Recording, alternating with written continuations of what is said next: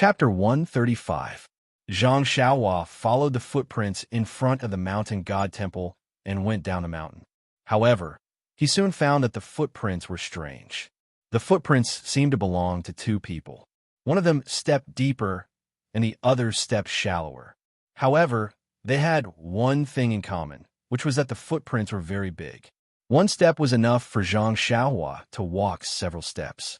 Zhang Xiaohua was a little surprised. How long were these people's legs? Moreover, when going down the mountain, people walked on steep roads, but Zhang Xiaohua couldn't. He had to find a gentle slope and look for the footprints at the bottom of the mountain. After walking for a while, Zhang Xiaohua understood everything. There was a small forest in front of him. When he walked to the forest, the footprints disappeared and reappeared on the other side of the forest. At this time, Zhang Xiaohua, who was half a step into Jianghu, seemed to know that the footprints he followed were left by a martial arts master. But why did these masters go to the mountain god temple? Zhang Xiaohua didn't want to know. He just wanted to let the footprints take him back to the human world. After walking for a while, Zhang Xiaohua encountered another problem. The footprints were divided into two lines, and they went in different directions. For this kind of problem, Zhang Xiaohua didn't hesitate and easily chose the right answer. Why? Thinking with Zhang Xiaohua's heel, he knew that if he followed the footprints that were deeper, then the footprints that were shallower must be good at lightness skill. The snow was vast. If the master was excited and stepped on the snow without leaving any trace, wouldn't Zhang Xiaohua follow him in vain? Since he chose the direction, Zhang Xiaohua followed the footprints of the martial arts master he had never met.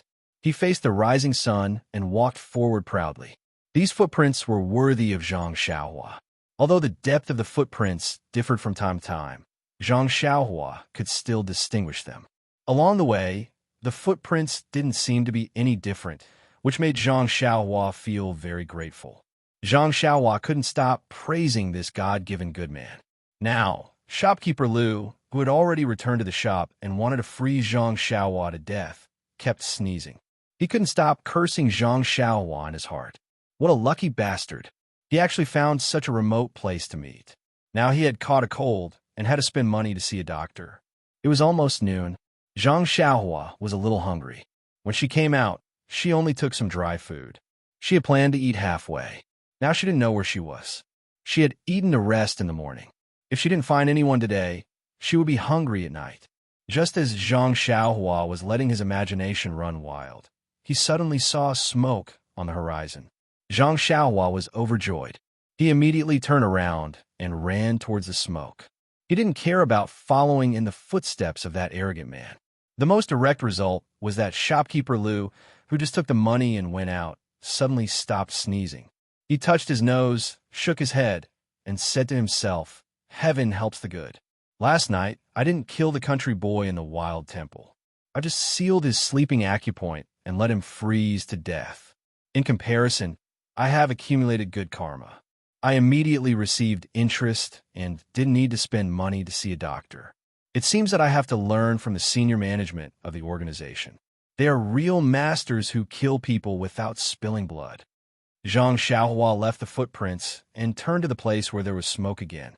She opened a road when she met a mountain and built a bridge when she crossed a river. She carried out the fearless Jianghu spirit. Finally, in the afternoon, she came to a small town in the countryside. Looking at the small town in the distance, the houses around the town, and the poultry around the houses, Zhang Xiaohua sighed with emotion. She finally found human habitation. She didn't have to worry about being hungry anymore. Zhang Xiaohua walked along the small path of the small town. It was a typical rural town, a little smaller than Lu Town. Now that it was the new year, there were many people on the street. They were all wearing new clothes and smiling. When they met, they were all friendly and cupped their hands to each other. Many young boys about the same age as Zhang Xiaohua were holding incense and setting off firecrackers happily. It was a scene of celebrating the new year. Zhang Xiaohua's dress was not shabby, but it was not neat either. It didn't look like she was celebrating the new year. The people in the town saw it and felt a little strange. After all, ordinary people, no matter how poor they were, had to change their children's clothes for the new year. People like Zhang Xiaohua who didn't have new clothes to wear were very rare. Moreover, they looked unfamiliar, so they must be an orphan in the countryside. How could Zhang Xiaohua care about other people's faces?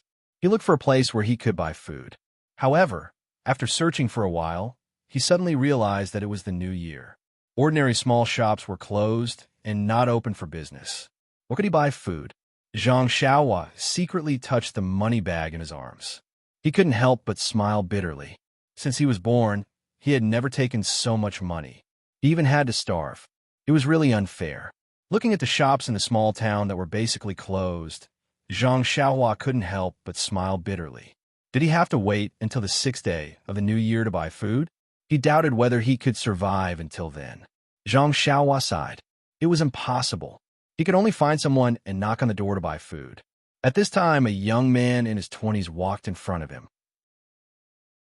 He was dressed very brightly, had greasy hair and a powdered face. He seemed to be humming a little song. Zhang Xiaohua hurriedly went forward and cupped his hands in greeting. "Excuse me, big brother." That person was squinting his eyes and reminiscing about something. He was very impatient when he was interrupted. Seeing the poor country child in front of him, he frowned and secretly cursed his bad luck. Was this person asking for money on the street? It was the new year. If he gave it, he would be distressed. If he didn't give it, he wouldn't get any good luck. He was in a dilemma. Thus, he asked, "What's the matter?" As he spoke, his hand reached into his bosom and secretly took out a copper coin. If it was money, he would use it to send the matter away. Zhang Xiaohua smiled and said, "Excuse me, big brother, what time is it now?" That person was stunned. So it wasn't money. His heart relaxed, and he said with a smile, "It's 3 o'clock in the afternoon." After he finished speaking, he was about to walk away. Zhang Xiaohua said again, "Sorry, big brother, you misunderstood. I asked what day is it today." That person was even more stunned. He looked up and down at Zhang Xiaohua and asked, "Little brother, do you have a fever? You don't know what day it is?" Zhang Xiaohua smiled and said, "I mistakenly entered the deep mountains. When I came out, it was already late. What year is it now?" That person saw that Zhang Xiaohua's words were extraordinary and immediately showed respect. He said solemnly, "Today is the 6th day of the 1st month in the 23rd year of Jinfeng. I wonder when little brother entered the mountains?" Zhang Xiaohua cupped her hands and said seriously, "It's about the beginning of the 12th month in the 22nd year of Jinfeng." That person smiled and said, "Admirable, admirable. What a great immortal fate." Immediately, the smile on his face froze. Where did this come from? It's only 1 month. Are you kidding me? Zhang Xiaohua laughed in her heart and asked again, "Big brother, may I ask where I can buy food in this town? Anything is fine as long as it can fill my stomach." That person was just about to speak when he suddenly rolled his eyes and said with a smile, "Which shop is open during the new year? However, little brother's request is not high. As long as you can fill your stomach, there's a place you can go." Zhang Xiaohua said happily, "Please enlighten me, big brother." That person pointed to the distance and said, "Go forward from here until you reach the end of the road. Turn left and walk straight until you reach a sundry goods store. Turn right and walk straight. At the end of the road is a food as heaven restaurant. It might be open at this time. If it's not open, I'm afraid little brother will have to go hungry." After saying that, Zhang Xiaohua thanked him again and again. Only then did she follow the path that the person pointed out and quickly ran. The young man behind her curled his lips and laughed sinisterly. He walked away by himself. When Zhang Xiaohua arrived at the food as heaven along the designated path, she could not help but be stunned. It was not that the food as heaven restaurant was not open. It was just that the entrance of the food as heaven restaurant was filled with people, and it was extremely noisy. It turned out that this food as heaven was the most prosperous restaurant in the small town. The new year was the best time for restaurants. How could they not open their doors to welcome customers? However, Zhang Xiaohua was in a dilemma. Not to mention that Zhang Xiaohua had never had the experience of going to a restaurant since she was young. On the way to Pingyang City, she had eaten at the Galloping Horse Inn. That was even when she followed Zhang Xiaohu there. Moreover, the customers of this restaurant either came in carriages or were dressed in silk and satin. All of them were fat and big. It seemed that this restaurant was not of a low class. Now, could she even enter? Just as she was hesitating, Zhang Xiaohua's stomach rumbled. Helplessly, Zhang Xiaohua still braced herself and walked forward. The waiter in front of the Food is Heaven restaurant was sweating profusely at the entrance to welcome customers. Suddenly, he saw a young man from the countryside walking over hesitantly. He could not help but frown secretly and thought to himself, "Country bumpkin, don't you know where you are before coming here without permission?" Just as he was about to wait for Zhang Xiaohua to go forward and scold him, the waiter realized that although Zhang Xiaohua's clothes were old, they were not made of the commonly seen cloth in the countryside. The waiter's eyes were very sharp. He took a closer look and saw that the clothes were tailored to fit. They were probably not picked up or stolen. Although they were not new clothes, he could not figure out her identity. Therefore, he quickly changed his attitude and smiled. "Young man, why are you here at Food as Heaven?" Looking at the waiter's attitude, Zhang Xiaohua secretly thought that the waiter of this big restaurant was indeed different. He was very professional and did not lower the standard of service just because of her young age. Zhang Xiaohua smiled and said, "Of course I'm here to eat. What else can I be here for?" The waiter blushed. That was true. He thought that the restaurant was high-end and this young man did not have money to eat here. Perhaps he was here to look for someone or ask about something. He did not expect that the young man was here to eat. One cannot judge a book by its cover. The sea could not be measured with a pint pot. This ordinary-looking young man was actually a rich person. Therefore, the waiter quickly bowed, waved his hand, and gestured for Zhang Xiaohua to come in. When Zhang Xiaohua entered the restaurant, it was an eye-opener. It was already past lunchtime, but the restaurant was still noisy and there were almost no empty seats. Zhang Xiaohua did not know what to do when the waiter smiled and said, "Dear customer, do you want to have a quiet private room on the second floor?" When Zhang Xiaohua heard this, she thought to herself, "Forget it. Who knows if there's a private room fee or a minimum price here? Although I have never eaten in a restaurant, the ancient said that even if I have not eaten pork, I have seen pigs run. There are many books about sharpening one's knife. I will not be taken advantage of for no reason." Therefore, Zhang Xiaohua quickly waved her hand and said, "This place is good. It's so lively." The waiter did not force her. He found a small table on the first floor and let Zhang Xiaohua sit. Then, he poured tea for Zhang Xiaohua and brought the menu for Zhang Xiaohua to order. The menu was filled with the names of the dishes. Zhang Xiaohua did not understand them, but he could understand the prices. He flipped through them one by one. In the end, he secretly curled his lips. Why are they so expensive? He did not know what they were, but he could not bear to part with the money. When the waiter saw that he did not order after flipping through the menu, he thought that there was nothing he liked. So he smiled and said, "If dear customer is not satisfied, this small restaurant has a secret recipe. I will give you a few dishes to see if you're satisfied." The waiter swallowed his saliva and recited the names of several dishes in one breath. His voice was high and low, and it was very pleasant to hear.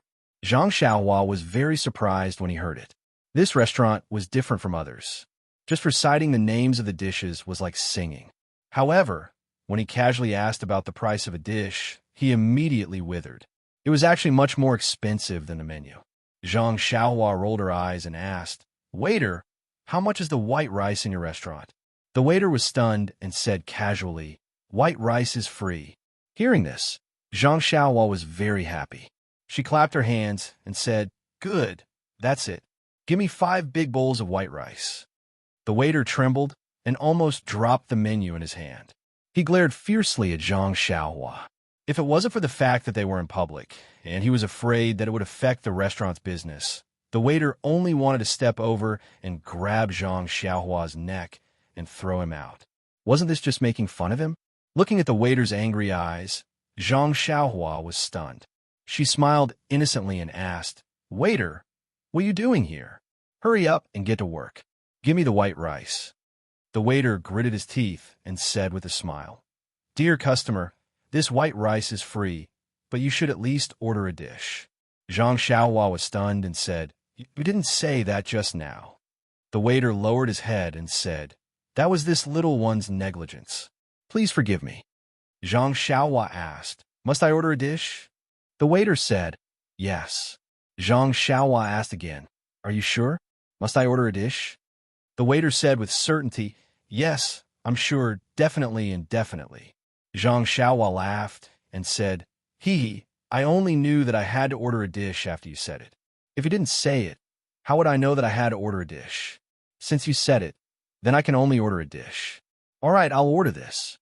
Zhang Xiaohua pointed at the cheapest dish on the menu, mala chicken offal. The waiter looked and asked, dear customer, are you sure?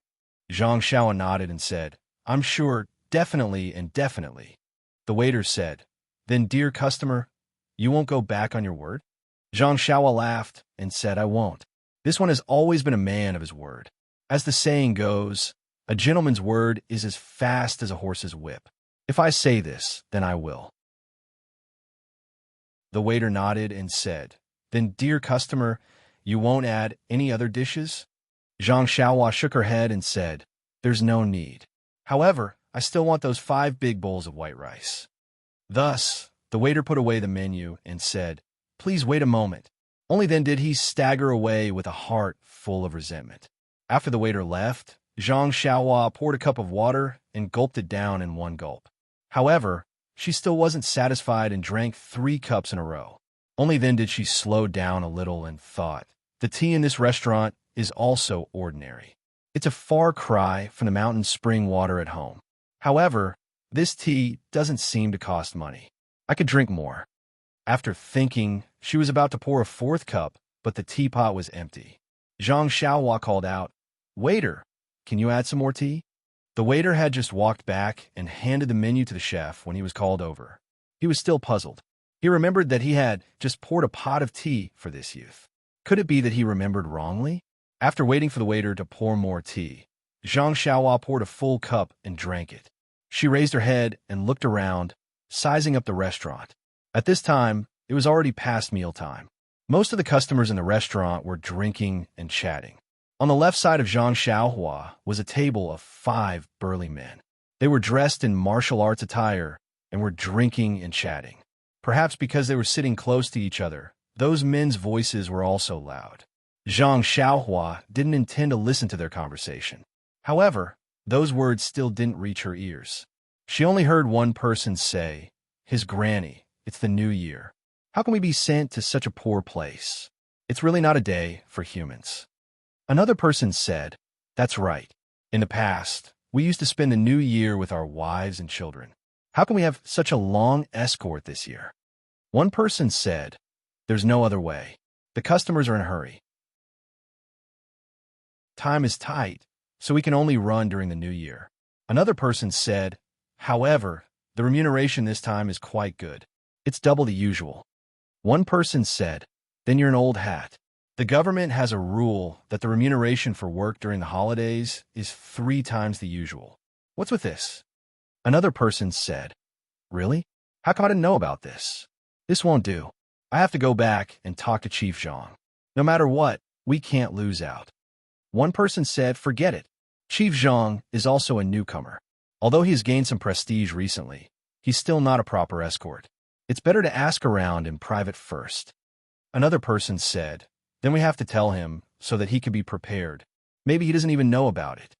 One person said, that's fine too. Chief Zhang is usually very straightforward and enthusiastic. Maybe we can talk to the higher-ups and get some compensation. Another voice said, let's talk about these things when we get back. Aren't we just here to drink?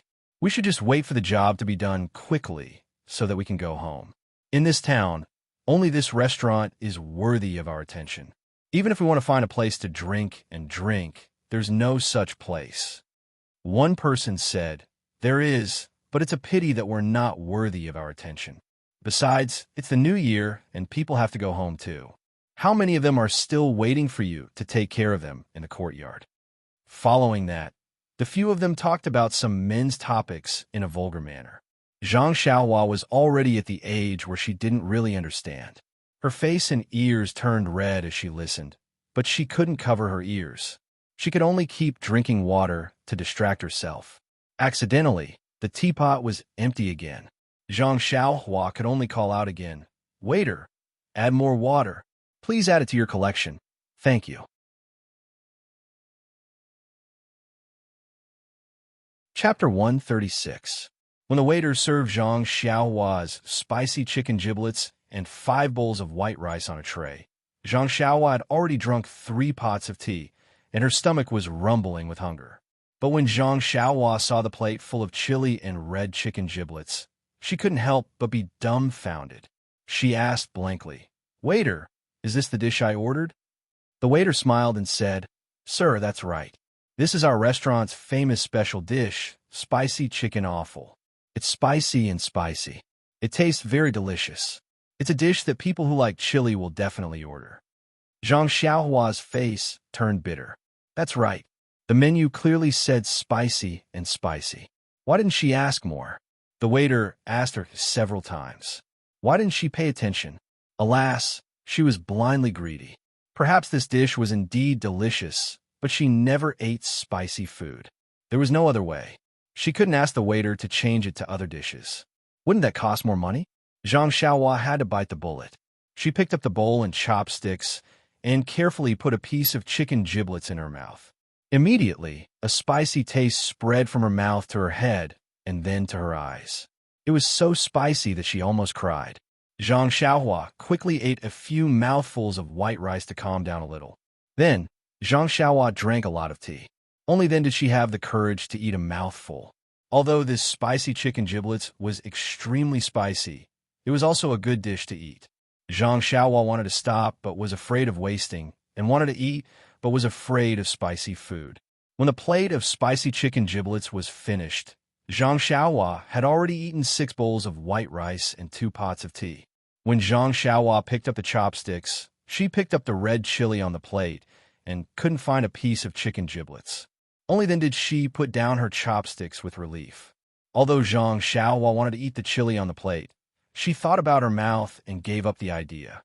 She touched her round belly. She was really full. Since she had finished eating, she naturally had to pay the bill. Zhang Xiaohua raised her hand to call the waiter. In fact, when Zhang Xiaohua was eating, the waiter's eyes didn't leave her. After she finished eating, the waiter stared at her even more closely. Zhang Xiaohua's behavior was really suspicious. She had the tendency of eating without paying attention. If she slipped away, the waiter would have to pay for the meal. How could he not pay attention? At this time, when he saw that Zhang Xiaohua didn't have any other strange behavior and called him over to pay the bill, he was more careful.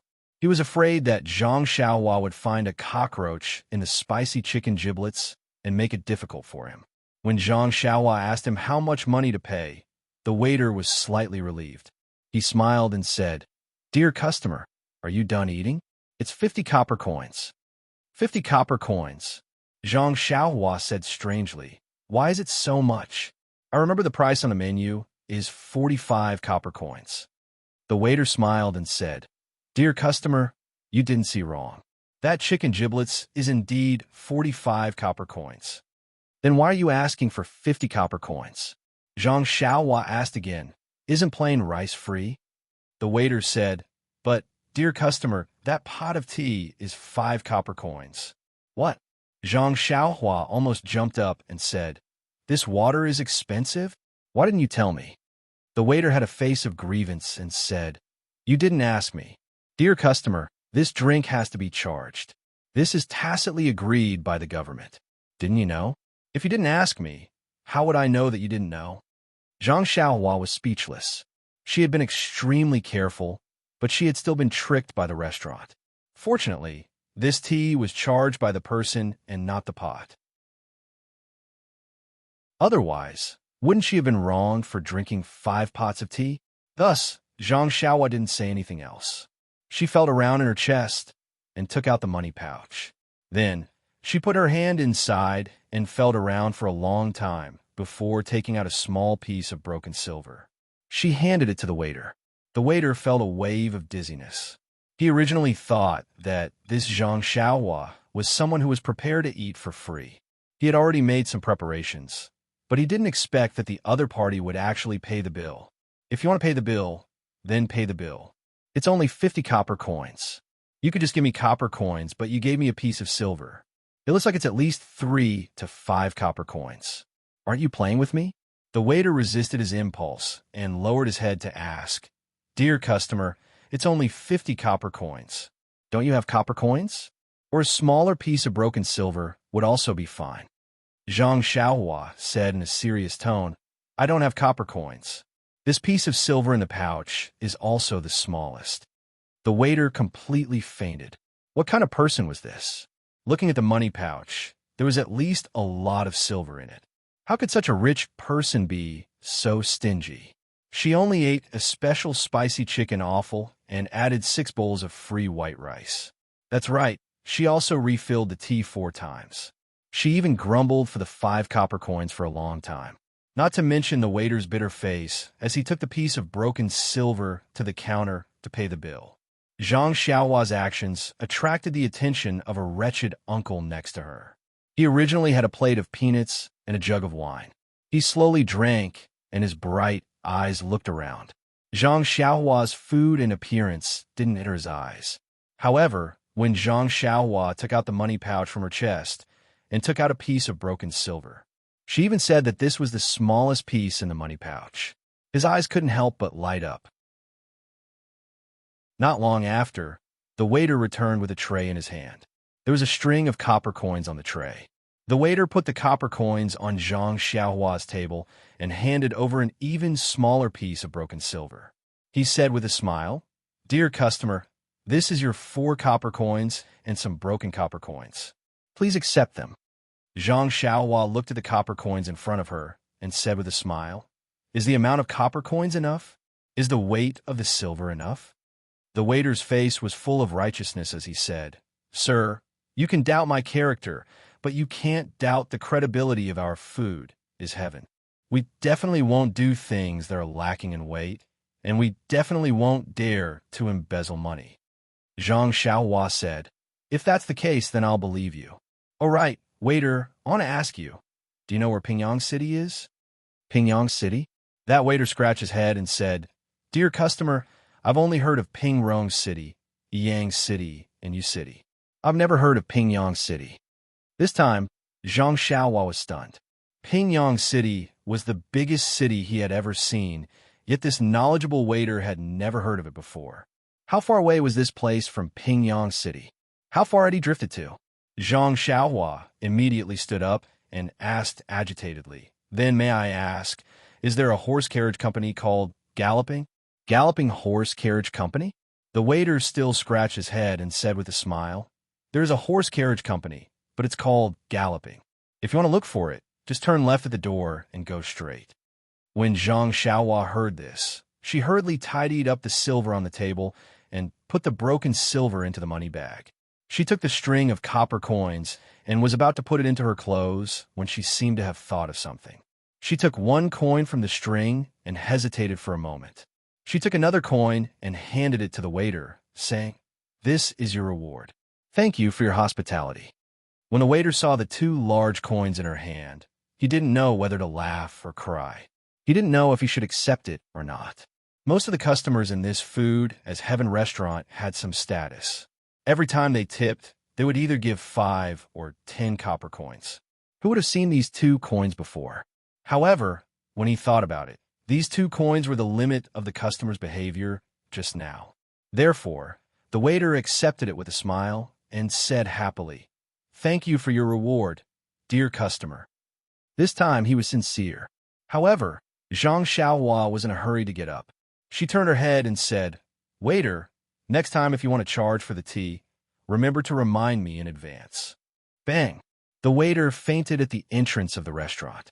Zhang Xiaohua left the food as heaven and quickly ran to the left. She didn't seem to notice what was happening behind her and didn't see the waiter's injured appearance. Moreover, he didn't know that when he was still talking to the waiter, the wretched uncle in the corner had already paid the bill. When he heard the waiter mention the horse carriage company, he left the restaurant in advance. Zhang Xiaohua walked out of the restaurant and turned to the left. She looked up and saw a big courtyard at the end of the street. She could vaguely see a flag flying in front of it. It must be the horse carriage company that the waiter mentioned. She estimated that there was still some distance to go. Zhang Xiaohua couldn't help but quicken her steps. In this small town that she was unfamiliar with, Zhang Xiaohua thought that the only way home was by horse carriage company. What a joke.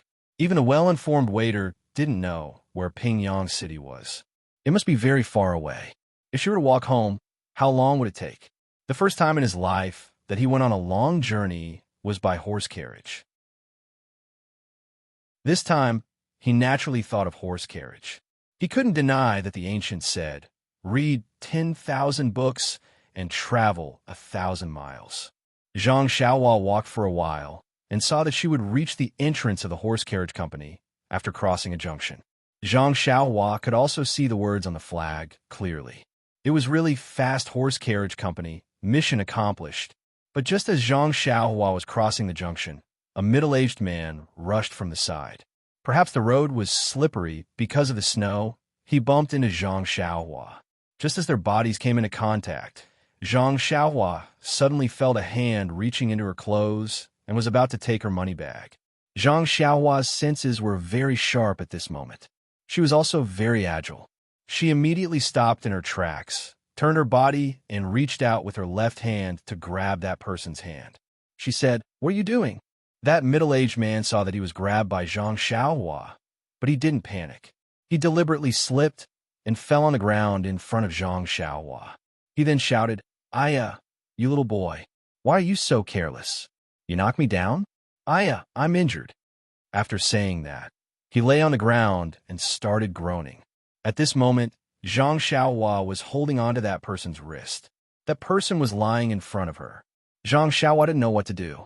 Just as she was hesitating, she heard more voices. She turned her head and saw 6 or 7 youths who were slightly older than Zhang Xiaohua coming from the junction. They came over with smiles on their faces. As they walked, they said, "Where did this poor boy come from? How dare he offend our brother Fan?" Seeing this scene, how could Zhang Xiaohua, who had already stolen money bags from Pingyang City, not know what was going on? However, things had changed with the passage of time. The current Zhang Xiaohua was no longer the Zhang Xiaohua he used to be. Not to mention that the current Zhang Xiaohua had used his own small sword to successfully assassinate a black-clothed expert. Just based on his proficient fist of a North Star, he wasn't afraid of these youths who were slightly older than him. Hence, he let go of that middle-aged man's wrist and crossed his arms in front of his chest. He smiled at the people coming from afar, full of confidence. At this moment, Zhang Xiaohua was no longer the timid and brainless country boy he used to be. That middle-aged brother Fan saw a group of youths surrounding him and laughed in his heart. Seeing that Zhang Xiaohua had let go of his wrist, he didn't get up. He just sat cross-legged on the ground. Some of the people around them avoided them, as if they had seen a ferocious dog. Those who were braver stood far away and looked at Zhang Xiaohua with pity. Those who were timid had already run away, afraid that these local ruffians would see them. When the group of youths came in front and surrounded Zhang Xiaohua, that wretched middle-aged man opened his mouth and said, "Little brother, you accidentally knocked me down. Look, I'm injured to the point that I can't get up. What do you think we should do?" Zhang Xiaohua looked at the surrounding youths and smiled at Brother Fan. "Big brother, I walked very normally. Even if I was a little fast, you were the one who bumped into me from the side. If we were to talk about injuries, it should be me." Brother Fan said in a sharp voice, "You're right. Look at the situation now. Are you sitting on the ground, or am I sitting on the ground?" Zhang Xiaohua said, "There's so much snow on the ground. I'm not in a mood to sit down. Who knew that you would have such a weird habit of sitting in such dirty places?" Brother Fan said with a smile, "Little brother, you're quite eloquent. Unfortunately, the eyes of the surrounding crowd are as sharp as snow. They all saw it. You can't deny it even if you want to." Zhang Xiaohua smiled and said, "Sigh, if that's the case, you say you're right, and I say I'm right. Then let's go to the yamen." Hearing this, Brother Fan sat up and said with a smile, "Little brother, if that's the case, you're definitely not going to follow the rules?" Zhang Xiaohua asked, "So what if I follow the rules? What if I don't follow the rules?" That wretched Brother Fan said in a sharp voice, That's right. Little brother, if you follow the rules, then obediently take out the money pouch in your arms. We won't be ruthless. We'll leave you some money and we'll go our separate ways. What if you don't follow the rules? Hee. Look at the crowd around you. They're all Samaritans. They represent the hearts of the masses. Zhang Xiaohua smiled and said, Ha! I finally know how to represent the hearts of the masses. These are the kind-hearted masses. If they were kind-hearted, why would they mix with you? Brother Fan said with a smile, Because I'm also a member of the kind-hearted masses. Zhang Xiaohua said, Then why do I feel that your actions don't seem like it? Brother Fan heard this and said impatiently, Look, this little brother doesn't seem like he's going to follow the rules. Zhang Xiaohua was even more amused and said, If you're not going to follow the rules, then why do you have to rush to follow the rules? Seeing that Zhang Xiaohua was teasing him without any sign of compromise, Brother Fan became angry from embarrassment. He waved his hand at the people behind him and said, Forget it. Teach this kid a lesson. Let him know how powerful I am. When the people behind him heard this, 3 of them immediately walked out. They raised their fists and waved them around, showing off their thick muscles. Unfortunately, Zhang Xiaohua didn't care and just smiled. When the 3 of them saw that they were talking to no one, they looked at each other, raised their fists, and ran towards Zhang Xiaohua. The 3 of them had obviously practiced martial arts for a few days, and their movements were quite good at palm techniques. However, as soon as they got close, Zhang Xiaohua took advantage of them and used a move from the fist of the North Star to block the fist of the person in front of her. Then, she changed her move and swept her leg towards the person's non-existent lower body. With a bang, the man fell to the ground. At this time, another person also came in front of her. Zhang Xiaohua didn't dodge and raised her fist to meet the person's fist. There was also a muffled sound as the 2 fists collided. Zhang Xiaohua didn't move. The person cried out in pain and held his fist. He took a few steps back and opened his mouth in pain. The remaining person came closer, but when he saw what happened to the other 2, he was already scared. He retreated and prepared to retreat. How could Zhang Xiaohua let him go? She shot forward and kicked the person's waist. That person also fell to the ground with an ouch. Zhang Xiaohua was puzzled. Her kick wasn't very strong. Seeing that his 3 subordinates had been defeated, Brother Fan was in a dilemma. If he ran away without fighting, it would be difficult for him to convince the others in the future. However, if he continued to fight, the remaining 4 people and himself might not be a match for this person. What should he do?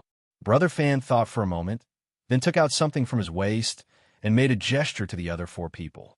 The 4 of them did the same. At this time, Zhang Xiaohua saw that each of them had a dagger in their hands. Looking at the daggers that flashed with a cold light, Zhang Xiaohua couldn't help but feel a little flustered. She wasn't afraid of fighting barehanded, but against weapons, she really didn't have any experience. However, there was always a first time for everything. Perhaps this was a kind of test for herself. Thinking about this, Zhang Xiaohua unconsciously reached out her left hand to touch the small sword in her bosom. However, she immediately let go. The small sword's power was too great. It was not easy for her to control it. It was fine if she didn't use it, but once she used it, there would definitely be blood. If someone died on the street, it would be quite troublesome. It was better not to use it. When Brother Fan saw that Zhang Xiaohua's eyes were a little flustered, he couldn't help but feel proud. He laughed sinisterly and rushed forward, waving his dagger to stab Zhang Xiaohua's waist. As for the other 4, when they saw their leader coming forward, they also swarmed over, waving their daggers. When Zhang Xiaohua saw the shining daggers stabbing at different parts of her body, she couldn't help but panic. She tried to move her body and used the defensive fist technique of the Fist of the North Star, dodging left and right. After dodging a few moves, she was careless and her arm was cut by a dagger. A smear of fresh blood instantly dyed her sleeve. The injured Zhang Xiaohua suddenly calmed down. She knew that blindly defending wouldn't be of much use. The best defense was offense. Zhang Xiaohua slightly adjusted her pace. Seeing a gap between the daggers, she took a big stride forward and raised her leg to kick one of the people's wrist. Ouch! That dagger flew into the air.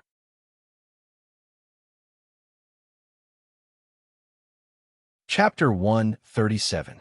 Seeing that his attack was effective, Zhang Xiaohua could not help but feel more confident. His steps also became more relaxed, as if he was taking a stroll. Speaking of Zhang Xiaohua's combat experience, the fight on that rainy night should have been his battle of attrition. Unfortunately, the situation that night was urgent and there were no real fists and kicks. Moreover, against the black-clothed old man, he also defeated him with a single sword strike. It was a baffling victory. Zhang Xiaohua's battle results were great, but his combat experience was very little, almost zero. Therefore, when he saw these little ruffians holding daggers, his heart would grow hairs. Now that he had knocked away a person's dagger, Zhang Xiaohua had turned the situation around and seized the initiative. Following that, he began to appreciate the art of combat. In the fight with the other 4 people, he carefully practiced his Fist of the North Star. Practice was the only standard to test the truth. The more Zhang Xiaohua fought, the happier he became. The more he fought, the more skillful he became. Those people were practically feeding Zhang Xiaohua moves. His experience was like sitting on a Kongming lantern, slowly rising. How could these ruffians have received proper martial arts training?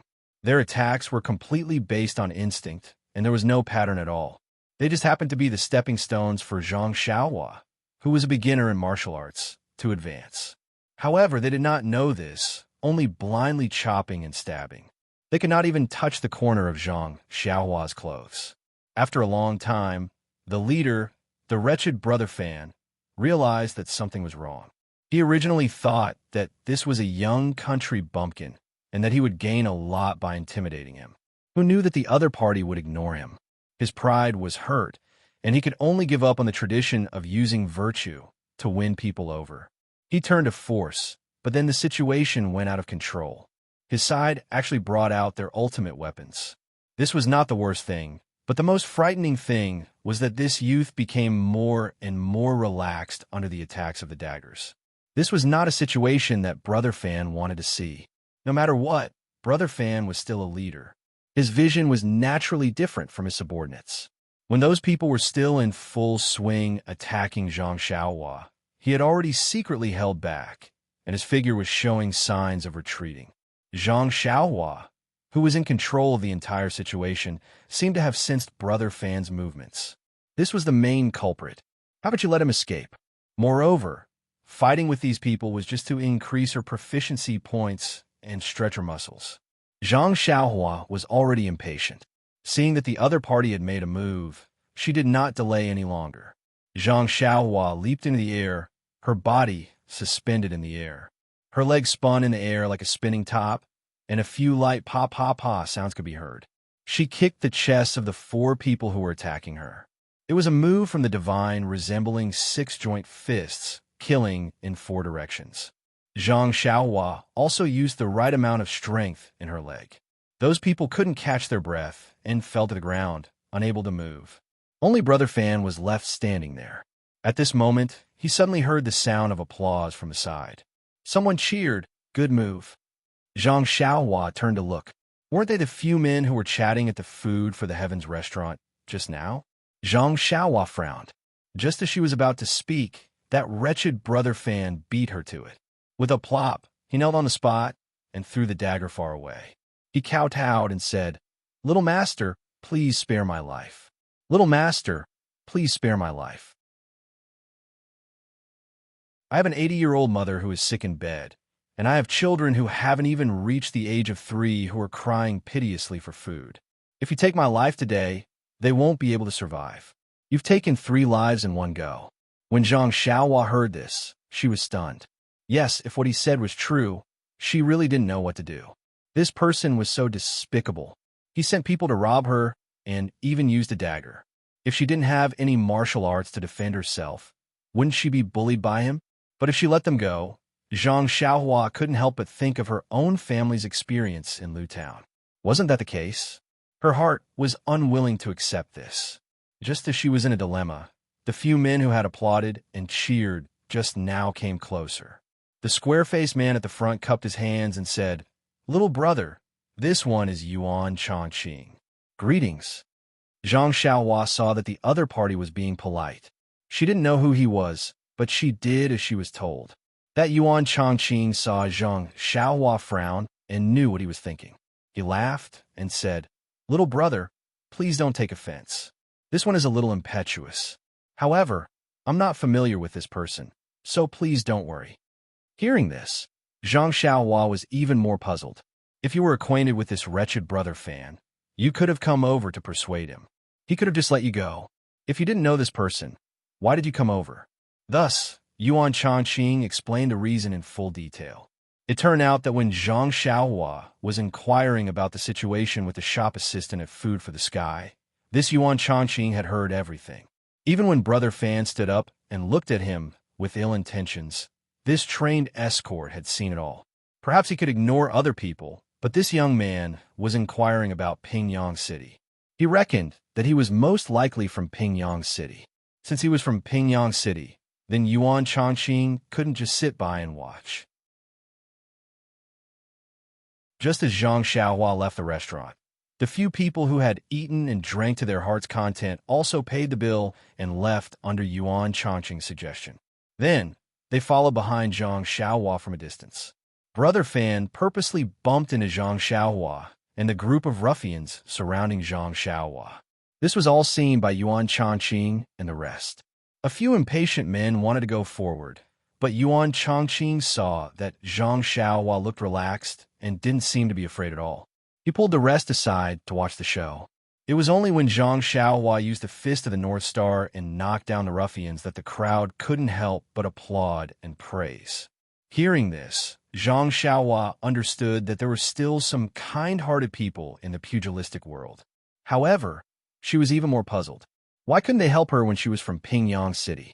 Thus, Zhang Xiaohua asked, "Brother Yuan, it should be natural for people in the pugilistic world to help when they see injustice on the road.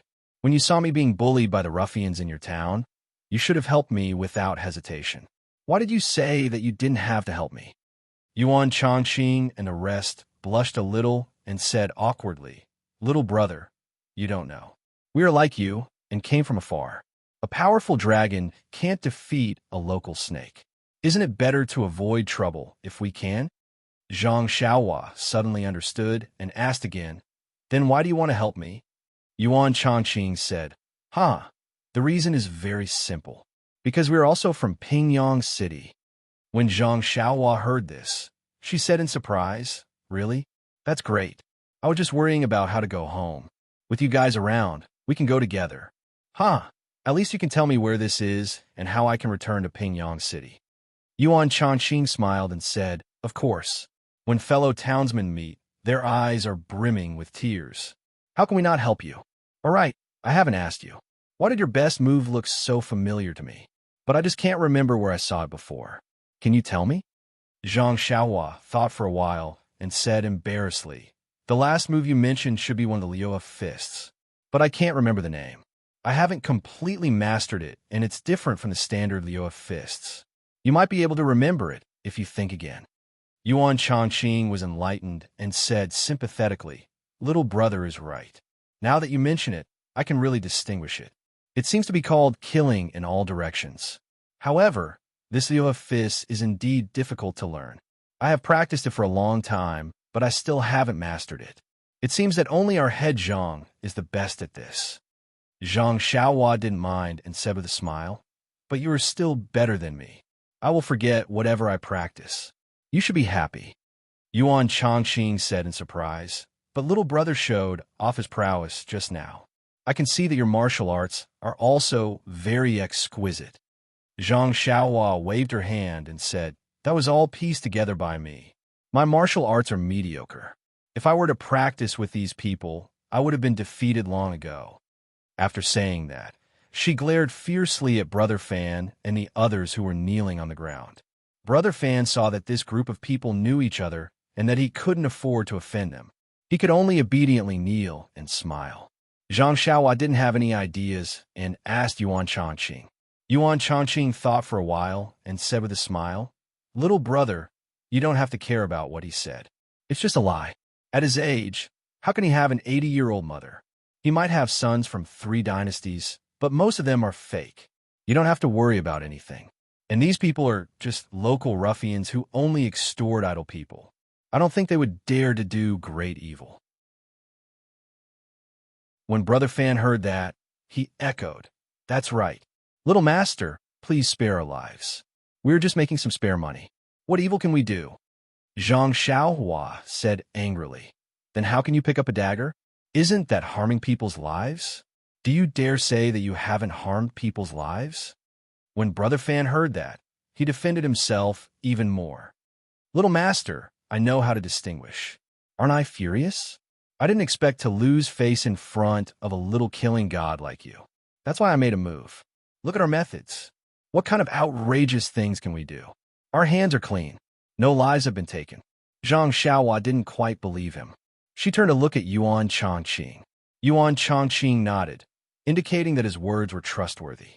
He whispered in her ear, "Even if there is something outrageous, we are still foreigners. We don't understand the local situation. And with his situation, even if we send him to the authorities, it's just a formality. It's meaningless. Why don't we just teach him a lesson and let him go?" When Zhang Xiaohua heard that, she knew what to do. She kicked Brother Fan and said, "I'll believe you for now. In the future, don't do such things that harm people. If I see you again, it won't be so easy." When Brother Fan heard that, he was overjoyed.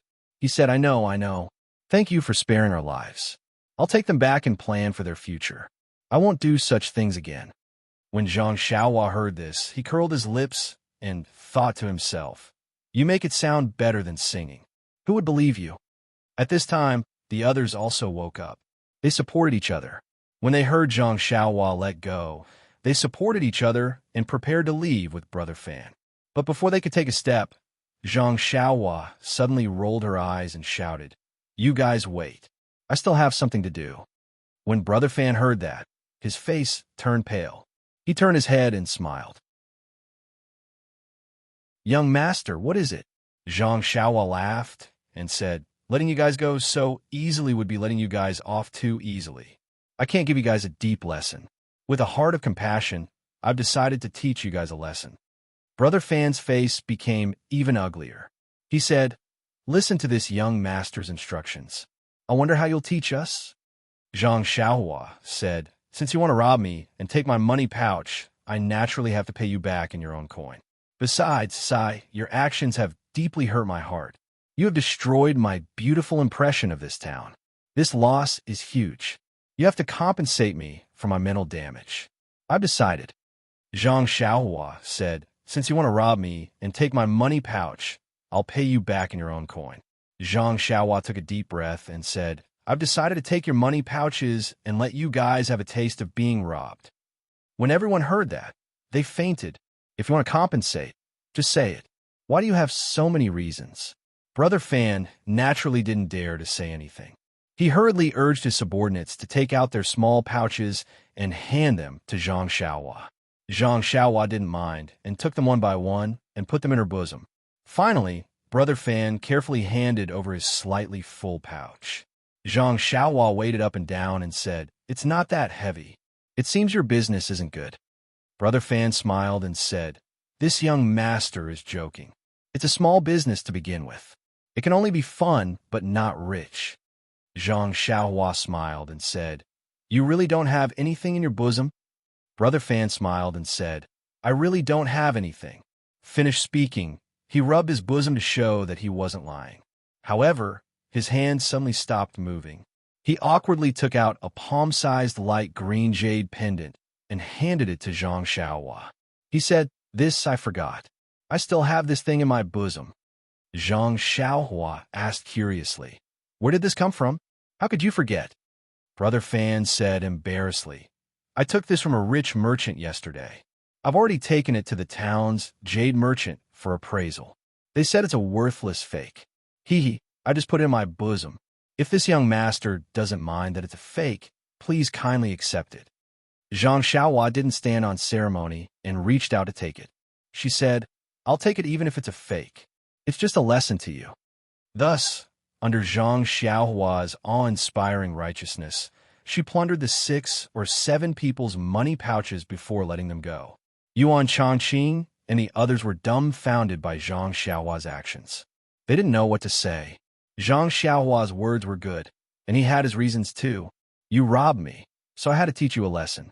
Since you want to save people, then I'm not afraid of using strong medicine. Then, you ruffians, I'm sorry.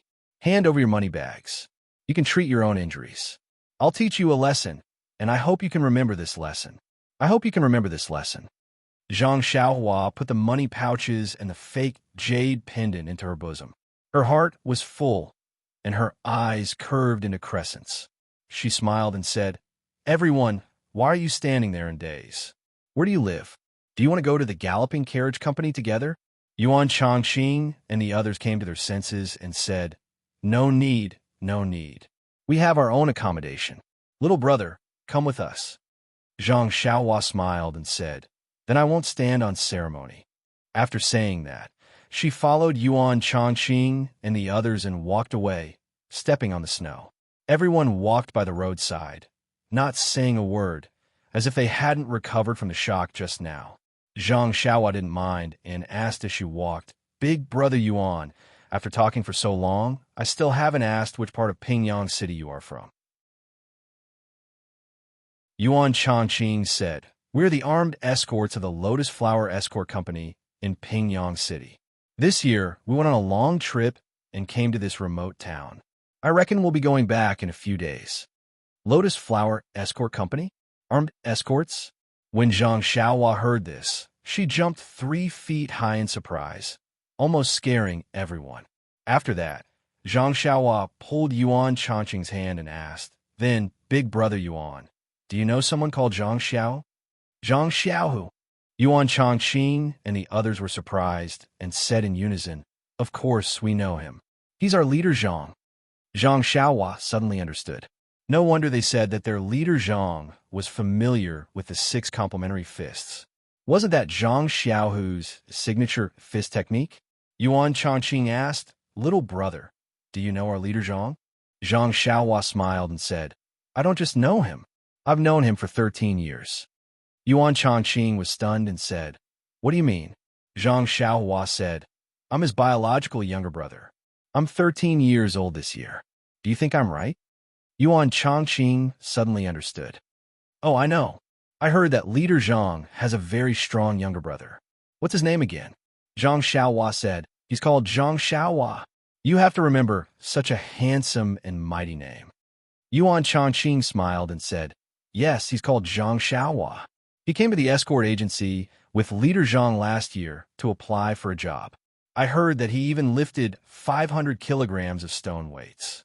It's a pity that I wasn't there yet. Otherwise, I would definitely recognize you. Little brother, please don't blame me."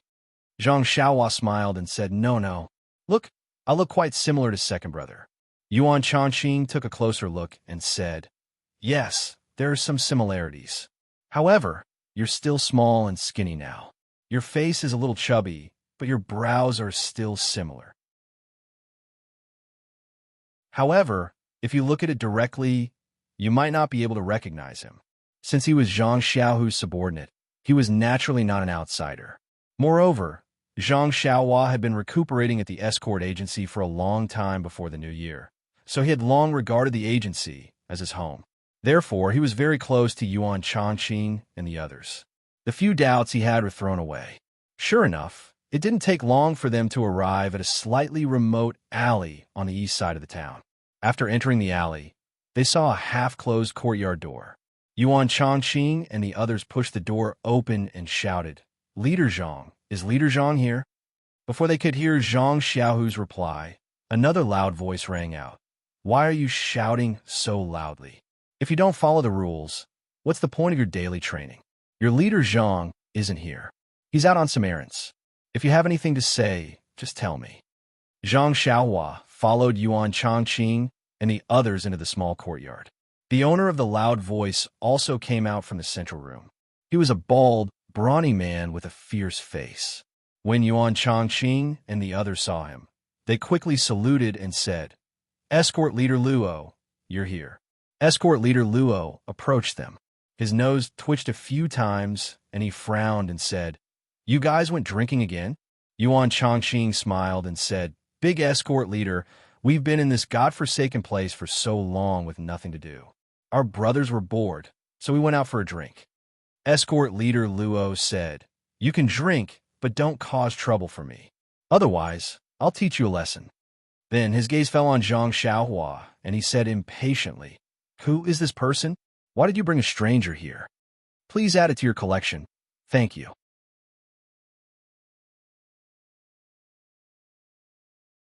Chapter 138.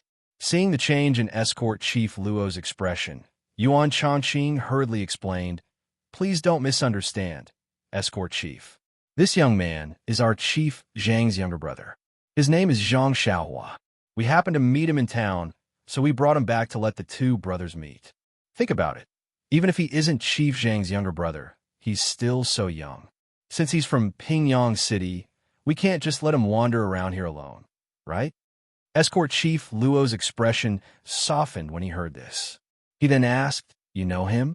You know that he's Zhang Xiaohu's younger brother?" Yuan Changqing smiled apologetically. "You must be joking, Escort Chief. How would I know him? But don't you think this young man looks exactly like our Chief Zhang? What's there to be suspicious about?" Escort Chief Luo looked at Zhang Xiaohua suspiciously for a moment, then patted his bald head and said, "You're Zhang Xiaohua, right? I think I've seen you somewhere before." Zhang Xiaohua smiled. "It's like this, Escort Chief Luo. I was injured before the new year and spent some time recuperating in the escort agency. Perhaps we met during that time." Escort Chief Luo thought for a moment and said with a smile, "Perhaps. The escort agency was quite busy before the new year, and I often went out on missions, so I didn't spend much time in the agency. Perhaps we met once or twice." Then, Escort Chief Luo said to Yuan Changqing, "Zhang Xiaohu went out to settle some matters and will probably return at night. You can bring this child to his room first." With that, he walked out the door with his head held high. After Escort Chief Luo had walked far away, Yuan Changqing stopped smiling and said in a low voice, "Ignore him, Zhang Xiaohua. This person always looks down on us escorts, just because he's an escort chief. He's always picky about us. Our Chief Zhang, your second brother, has always argued with him over these trivial matters. Otherwise, why would he pick on you?" Zhang Xiaohua didn't mind. She was a stranger who had suddenly barged in. Naturally, they would interrogate her carefully. If she was let off so easily, how could she still be an escort leader? Seeing that Zhang Xiaohua only smiled, Yuan Changqing said, "Let's go. I'll take you to Chief Zhang's room. You must be tired. Take a rest first, and wait for your second brother to come back tonight." With that said, the few of them brought Zhang Xiaohua to his simple and crude room. The door was ajar, but when they pushed the door open and entered, the room was not empty. Yuan Changqing smiled and said, "This courtyard was temporarily rented by us when we came over during the new year. It's very simple. We'll probably leave in a while, so we didn't add anything." Zhang Xiaohua smiled and said, "This house is similar to the one second brother has at the escort agency." Yuan Changqing said, "Chief Zhang's house is still all right since he's living alone. Chief Zhang also likes cleanliness, so of course the house is clean. The few of us are just next door, but together it's not something that can be described as simply dirty and messy. All right, Zhang Xiaohua, take a rest first. Chief Zhang will be back soon. We'll give him a big surprise." Zhang Xiaohua's heart skipped a beat. She said, "Okay, then it's a deal. Don't tell him in advance." Yuan Changqing and the others smiled and said, "Okay, it's a deal. Chief Zhang is very generous to us. I haven't seen him happy for a long time. This must make him very excited." Zhang Xiaohua asked again, "But that escort chief Luo knows about it too. He won't tell second brother, right?" Yuan Changqing and the others said, "Haha, don't worry. This escort chief Luo went out at this time. He's probably looking for some fun somewhere. With your second brother around, he can rest assured. He takes care of many things very well. He won't be back until nighttime." Only then did Zhang Xiaohua feel relieved and repeatedly agreed. Yuan Changqing and the others saw that Zhang Xiaohua looked tired, so they didn't say anything else and left. Zhang Xiaohua had been running from early morning until the afternoon. When she was eating at the restaurant, she was harassed by the local ruffians. Then, she showed off her power and killed all of them. Naturally, she was tired by now. She looked at the wound on her arm. It had stopped bleeding a long time ago and didn't seem to hurt now. She didn't have the mood to care about it. She spread out the quilt on Zhang Xiaohu's Kong bed and crawled into it. She quickly fell asleep. Time passed quickly. The winter days were short, and dusk arrived quickly. When the lanterns were lit, Zhang Xiaohu came back from outside. He was exhausted, but also a little happy. Even though Zhang Xiaohu was only escort leader Luo's assistant and was only there to help him with his work, this man seemed to think highly of him and pushed all the work to him. Just like today, when he was discussing the return journey en route with the merchants, escort leader Luo even asked Zhang Xiaohu to handle it. Did he really think of Zhang Xiaohu as a permanent worker who didn't need to be paid a monthly salary? However, this was good too. Zhang Xiaohu had learned a lot from this escort mission. Even if he was asked to run an escort alone in the future, there wouldn't be a problem. However, Zhang Xiaohu smiled bitterly and shook his head. He was just an escort, not an escort leader. Why would the agency let him be in charge? Fortunately, he had already agreed on the return journey en route with the customers. Returning to Pingyang City was imminent. At the thought of Pingyang City, Zhang Xiaohu was really eager to return home. He had run 2 long escort trips before the new year and actually didn't stay in Pingyang City for the new year. He wondered how his brother was doing in Huanqi Mountain Village. However, thinking about what Zhang Xiaohua said, there were many people in the mountain village who cared and took care of him. He should be able to have a good new year.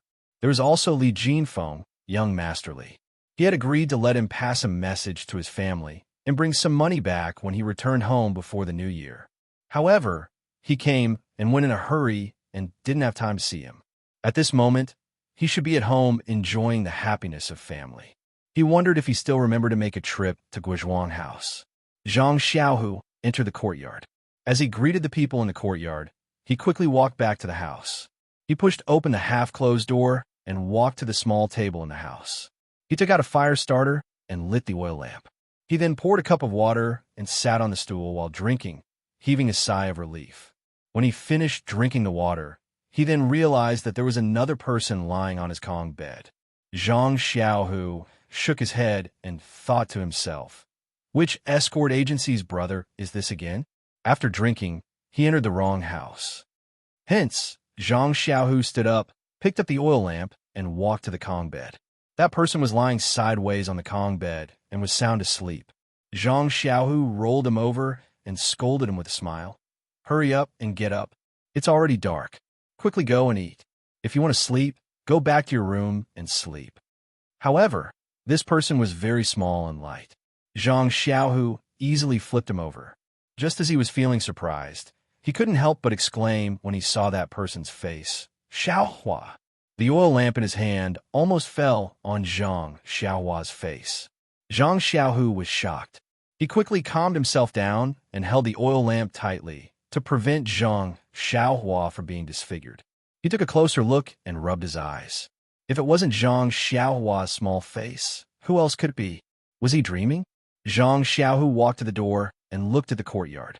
There were a few bodyguards and armed escorts walking around. The snow in the courtyard was still very deep. Wasn't this the courtyard he had just entered? Then, Zhang Xiaohu pinched his cheeks unconfidently. The pain proved that he wasn't dreaming. But why did Zhang Xiaohua come to his Kong bed from Pingyang City? With that thought, Zhang Xiaohu walked quickly to the Kong bed. He wanted to wake Zhang Xiaohua up and interrogate her.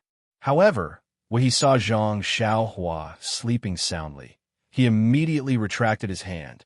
It was better to let Xiaohua have a good sleep. No matter what happened, no matter how serious it was, since she was under his protection, this burden would naturally be shouldered by him, the older brother. His younger brother was still young and must have suffered a lot when he came here. Even if the cause of the matter was complicated, now was not the time to ask. Everything would have to wait until he woke up.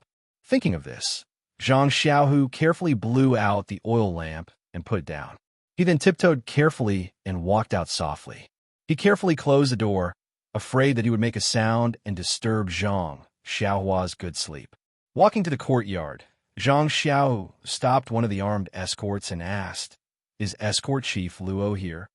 That person smiled and said, "Chief Zhang, you still don't know when Escort Chief Luo ate here at night? He must be outside at this time." Zhang Xiaohu laughed and scolded. Of course I know that. I'm asking if you saw him today. That person said, not since this afternoon. Zhang Xiaohu probed again. Then did you see anyone enter my house? That person thought for a while and said, I don't remember. Our courtyard is remote, and no strangers usually come here. If someone came, I would naturally remember. Why? Chief Zhang, did you lose something? Zhang Xiaohu smiled and said, No, I'm just asking. After saying that, he let that person go. Then, he asked a few other armed escorts, and they all gave the same answer. Zhang Xiaohu was a little puzzled. Did his younger brother fly here?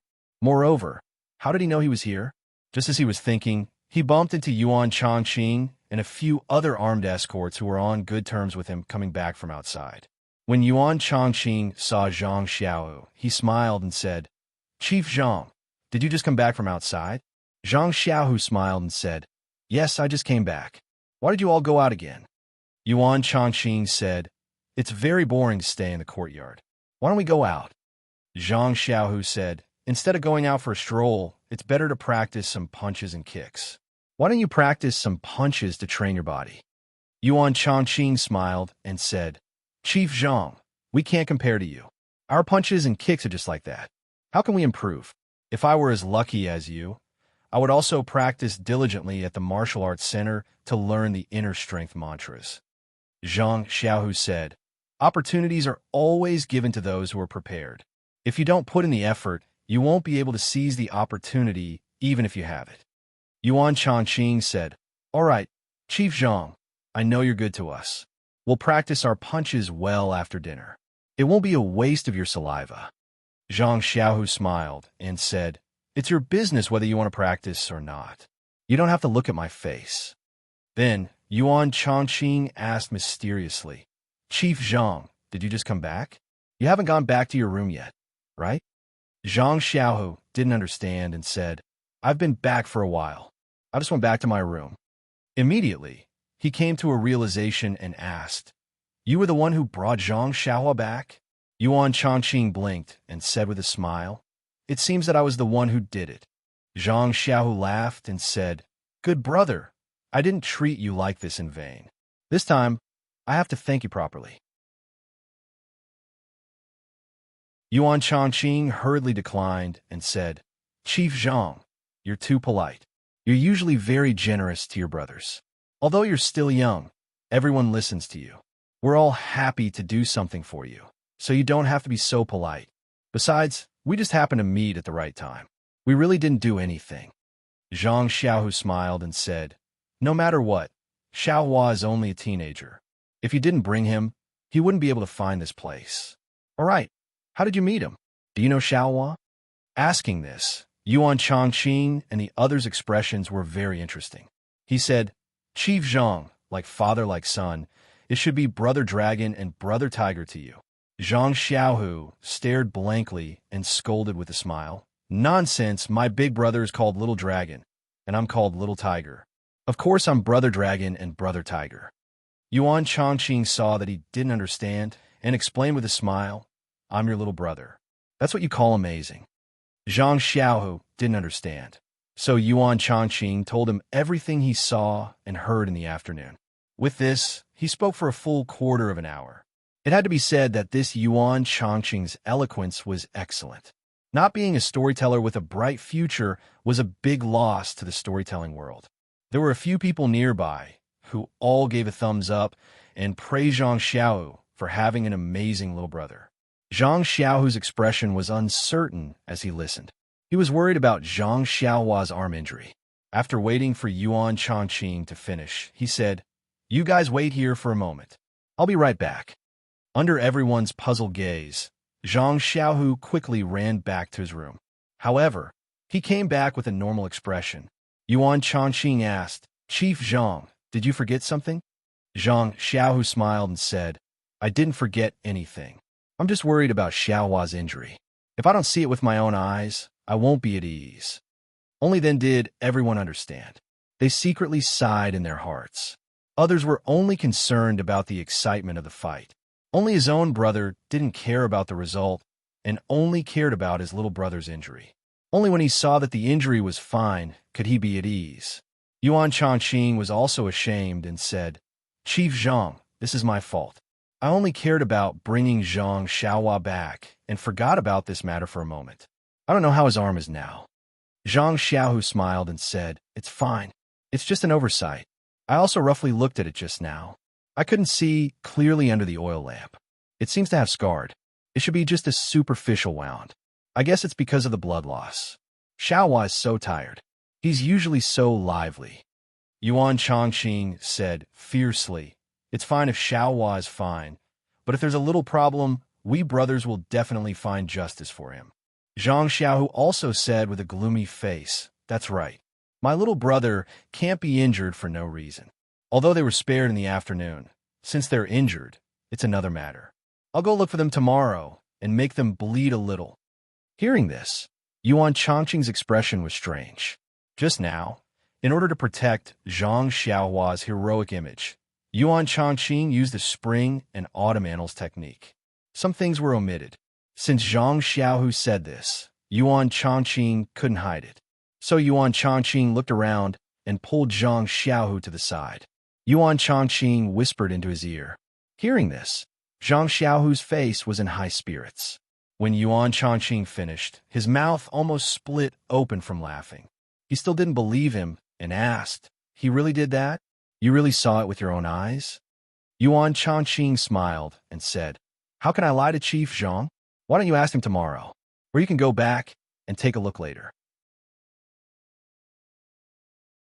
Zhang Xiaohu laughed and said, "If that's the case, then I won't go look for trouble with them." "Ha ha." After saying that, he said, "Brothers, in a while, let's go drink. We won't go back until we're drunk." Well, this was good. After hearing that his little brother was fine, he was so happy that he wanted to go drink. However, it couldn't be said that this was a celebration of the brothers' coincidental meeting. Everyone was surprised to see Zhang Xiaohu's angry eyes just now, but now he was beaming with joy. They surrounded Yuan Changqing and the others and asked for the reason. How could they explain it? They just kept evading and told them to go look for Zhang Xiaohu. Zhang Xiaohu also kept them in suspense and refused to say anything. Everyone was depressed. At the dinner table in the evening, when everyone took advantage of Zhang Xiaohu's drunken state to ask again, Zhang Xiaohu, finally, said it clearly. Hearing this, everyone laughed and gave a thumbs up, saying, "Zhang Xiaohua, you're really funny." Then everyone's faces turned white. Although it was said that they wouldn't go back until they were drunk, how could Zhang Xiaohu drink too much with his slightly injured little brother sleeping on his Kong bed? The rest of the people went back full of joy. Only Zhang Xiaohu returned to the small courtyard sober. At night, Zhang Xiaohu slept close to Zhang Xiaohua, far away from him, afraid that he would accidentally wake him up. However, he was also worried that Zhang Xiaohua was a strong sleeper. How could he wake him up so easily? The next day, when Zhang Xiaohua woke up from his flickering dream, the first thing he saw was the second brother he had been thinking about day and night. He couldn't help but be overjoyed. Just as he was about to call out, he heard that Zhang Xiaohu was still sound asleep.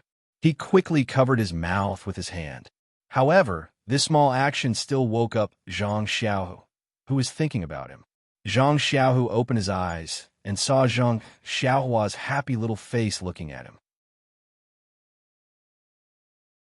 He jumped up from the Kong bed and said with a smile, "Xiaohua, you're awake."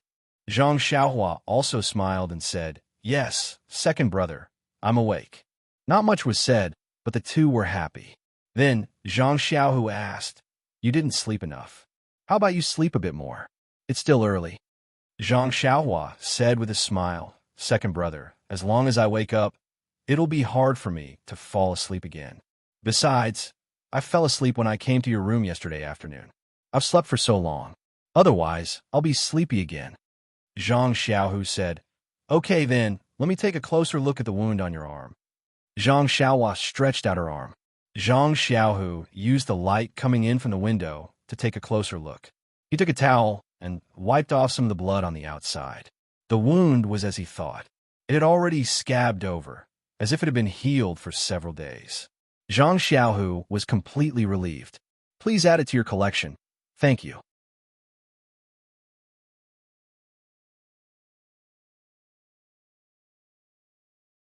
Chapter 139. At this time, Zhang Xiaohu frowned and stared at Zhang Xiaohua, asking, Xiaohua, why didn't you stay in Huanxi Mountain Villa? Why did you come to this small town for no reason? This place is very far from Pingyang City. Did you come alone? Or did you come with someone else?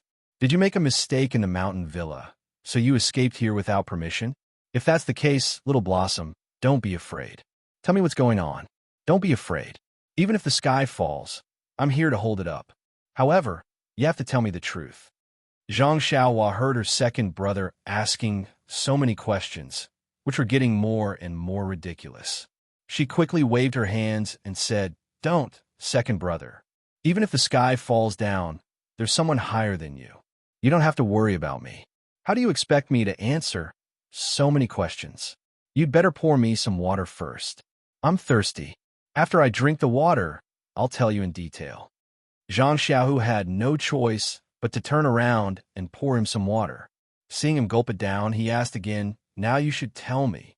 In fact, it was not that Zhang Xiaohua was unwilling to tell Zhang Xiaohua that she, Yin, and others went south. However, he Tianshu's instructions before she went out and the attack on the rainy night made her hesitate. She did not know if she should tell Zhang Xiaohu. Moreover, she was injured by the men in black and almost lost her life. Although she was fine now, if she told her second brother, he would be worried. What should she do? Moreover, Shirtai did not seem to want others to know her whereabouts. She did not even tell Zhang Xiaohua about her background. Of course, Zhang Xiaohua had to consider for her. However, Zhang Xiaohua thought again. This Zhang Xiaohu was her biological second brother. If he cannot be trusted, who else in the world could be trusted? After thinking for a long time, Zhang Xiaohua said, Second brother, there are some things that I must keep a secret, so you must keep it a secret. What I told you today, you mustn't tell anyone. Even if escort Luo asks, you mustn't say a word. Zhang Xiaohu saw Zhang Xiaohua's hesitation and thought that he had done something bad. When he heard this, he could not help but become serious. He nodded and answered, Okay, Xiaohua, I promise you, I'll only tell one person about this.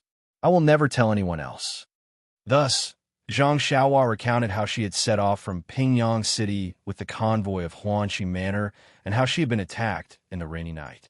However, she did not mention the fight with the old man in black. She only said that she had accidentally fallen into the water to escape in the dark and had picked up a wooden board in the water. That was how she had drifted down the rapids. Zhang Xiaohu and Zhang Xiaohua had grown up together. He knew Zhang Xiaohua's swimming ability like the back of his hand.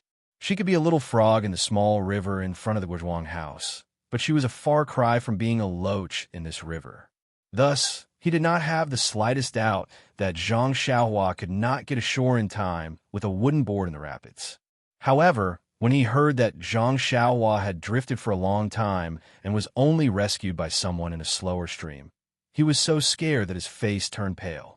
Zhang Xiaohua was puzzled when she saw her second brother's scared look. She asked, What's wrong, second brother? Am I not fine? What's there to be afraid of? Zhang Xiaohu smiled stiffly and said, The ignorant are fearless. Xiaohua, you should know that this place is very close to the sea. The rivers on the left converge to Luojiang, which is not far ahead. I think the river that you drifted over is the same. If you were not rescued at that time, you would have drifted into Luojiang soon. The river is wide, and it would be even more difficult to get ashore. Moreover, this is the estuary of Luojiang. If you could not get ashore before entering Luojiang, you would have no chance. Tell me, how can I not be scared? When Zhang Xiaohua heard this, a trace of cold sweat appeared on his back. In his heart, he secretly thanked Xiao Ming for her fishing rod. If it were not for her fishing rod, he was afraid that he would have been sleeping in the boundless sea by now. Then, Zhang Xiaohua said that she had drifted for a long time and fell ill when she got ashore. It was not until yesterday that the person who saved her brought her out and put her in this strange town. When Zhang Xiaohu heard that his younger brother had almost died, he was already distressed. How could he still distinguish between his words? He only held Zhang Xiaohua's little hand and held it tightly. He only wanted to replace the pain that his poor younger brother had suffered some time ago with himself. When Zhang Xiaohua saw this, she felt that her decision was correct. If Zhang Xiaohu knew that she was almost beaten to death, wouldn't he immediately burst into tears? After a long while, Zhang Xiaohu said, "Since you drifted here by yourself and don't know whether Manor Master O is alive or dead, you naturally can't tell anyone about this matter. You could just say that you were sent here by the steward of Huan Shi Mountain Villa." However, he immediately smiled and said, "It's also difficult. How can a small child like you be sent so far away? Why don't you say that you came here with someone else and got separated when you reached here? Now that you have coincidentally met us, just follow the escort team back. Everything will naturally be clear when we reach Pingyang City." Zhang Xiaohua blinked and said with a smile, "Then we will do as second brother says. Fortunately, big brother Yuan brought me back yesterday. He saw that I was tired and didn't ask me in detail. Otherwise, I really wouldn't know what to say."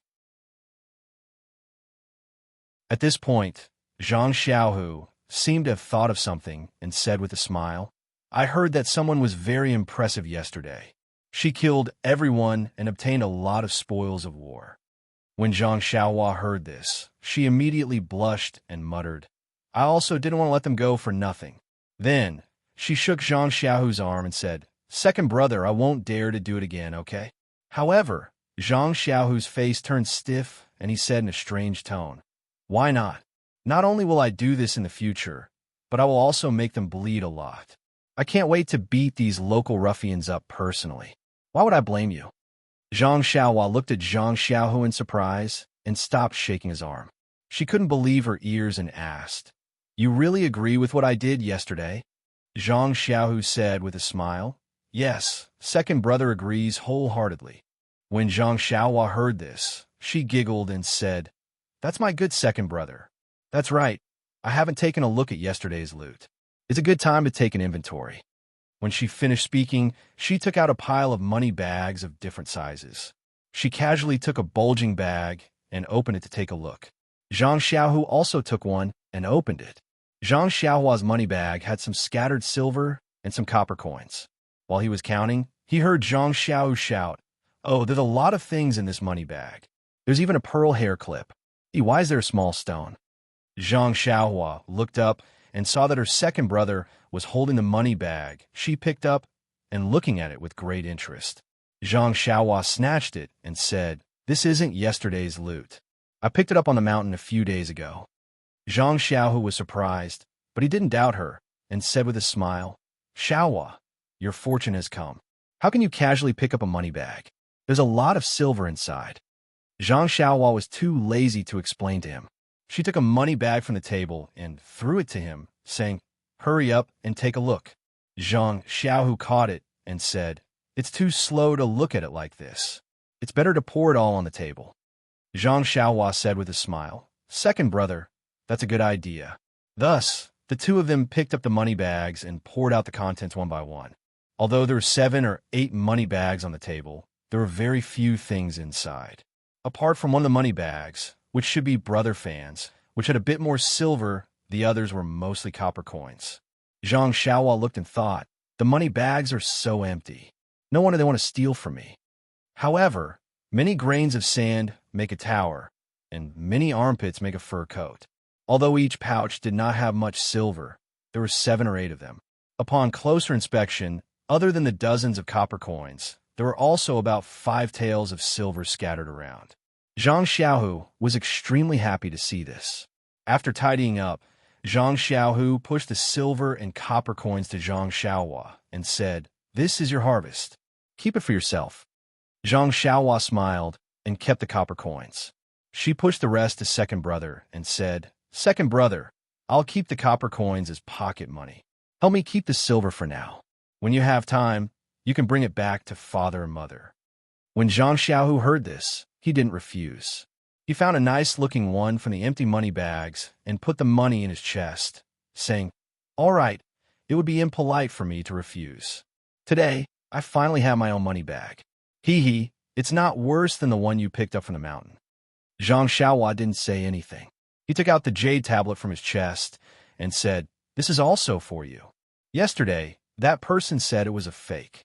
When you have time, Find a pawn shop and sell it for some money. Zhang Xiaohu received it with his hands, looked around, and then returned it to him, saying, "Forget it. This silver is not a small amount. This is a fake after all. It's not worth much. Just take it and play with it." When Zhang Xiaohua heard this, he kept it in his chest. Then he took out the small sword from his chest and passed it to Zhang Xiaohu. Zhang Xiaohu saw Zhang Xiaohua taking out things from his chest and couldn't help but laugh. "Is that 100 treasures pouch in your chest? Why do you always have good things to take out?" Zhang Xiaohua smiled and then told Zhang Xiaohu about the incident with He Tianshu at the small town's weapon shop. When Zhang Xiaohu heard this, he was secretly amused. In the past, before he was sent out in Pingyang City, he thought that the price of weapons was the same everywhere. After coming out a few times, he realized that the price of each weapon was different in every place. These 7 taels of silver were probably not much in He Tianshu's eyes, but in the eyes of the blacksmith, it was a huge sum. It was no wonder that the blacksmith would buy one and get one free. Zhang Xiaohu saw that his younger brother liked this small sword very much and took it to take a look. After looking at it from left to right, other than it being very heavy, he couldn't see anything special about it. It also didn't have the feeling of being connected by blood, as Zhang Xiaohua said. He smiled and said, "Looks like you hit it off with this small sword. I can't see anything strange about it. However, since it was given for 7 taels of silver, it must be something good."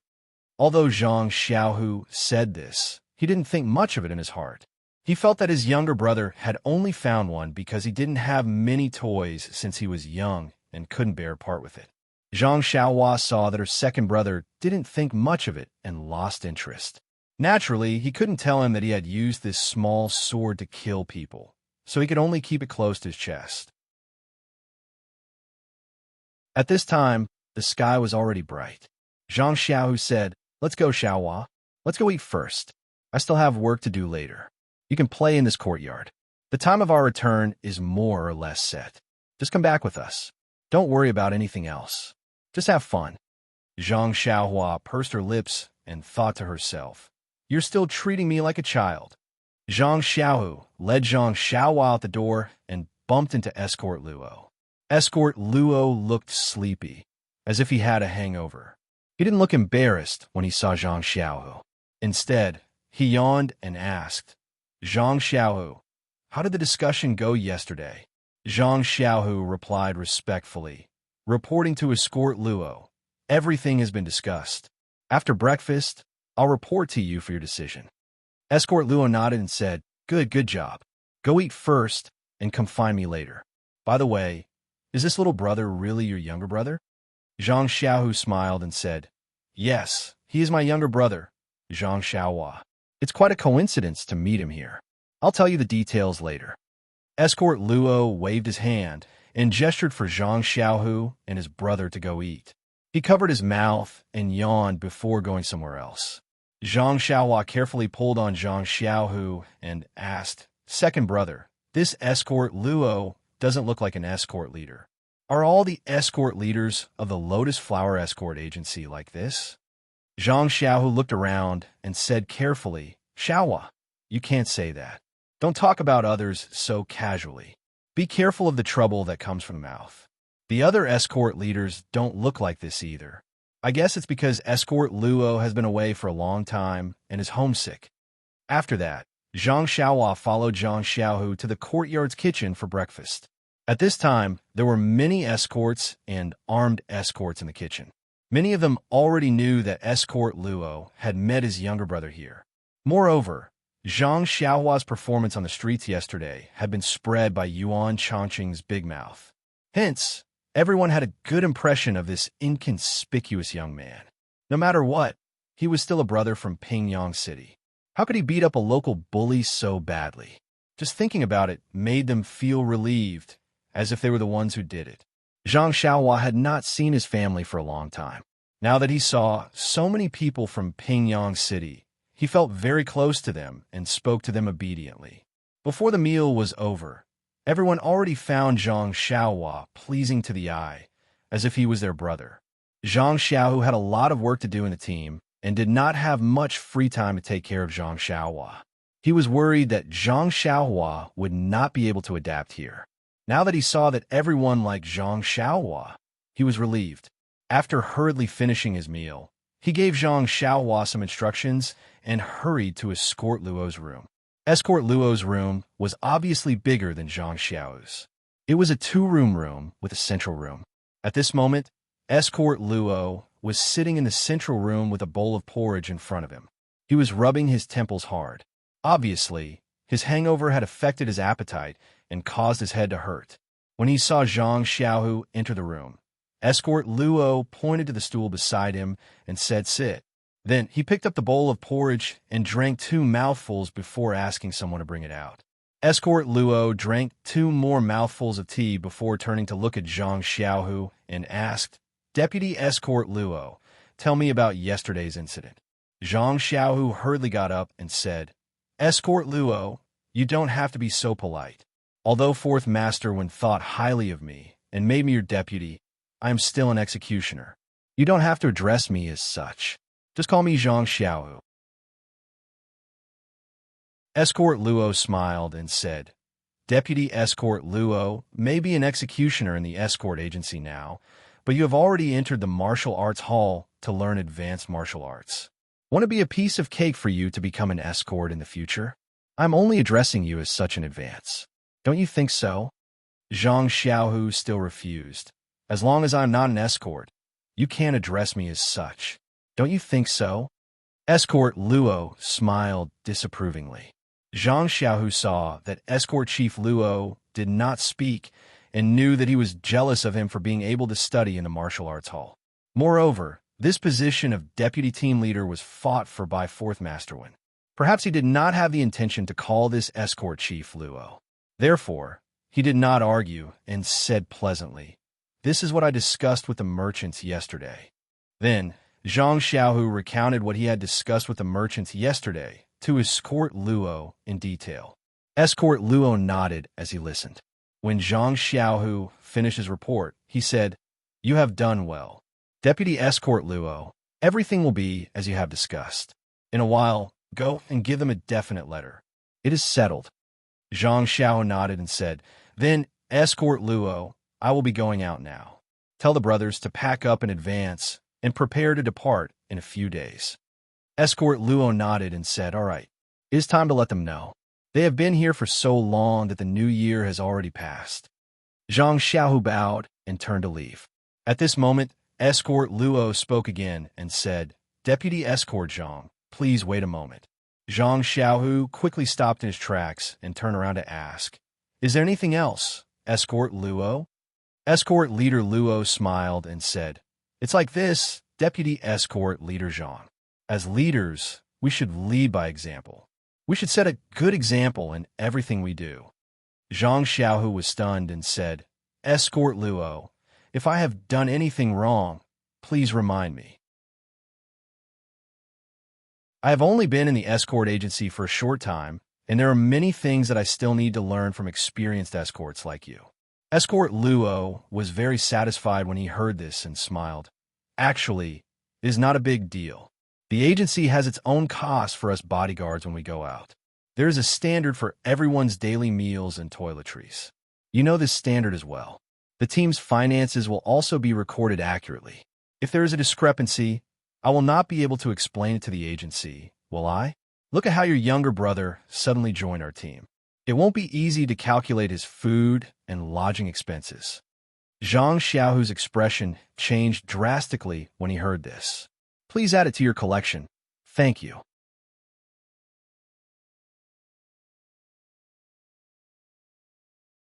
Chapter 140. Zhang Xiaohu pondered for a moment before his expression returned to normal. He smiled and said, "No problem, Escort Leader Luo.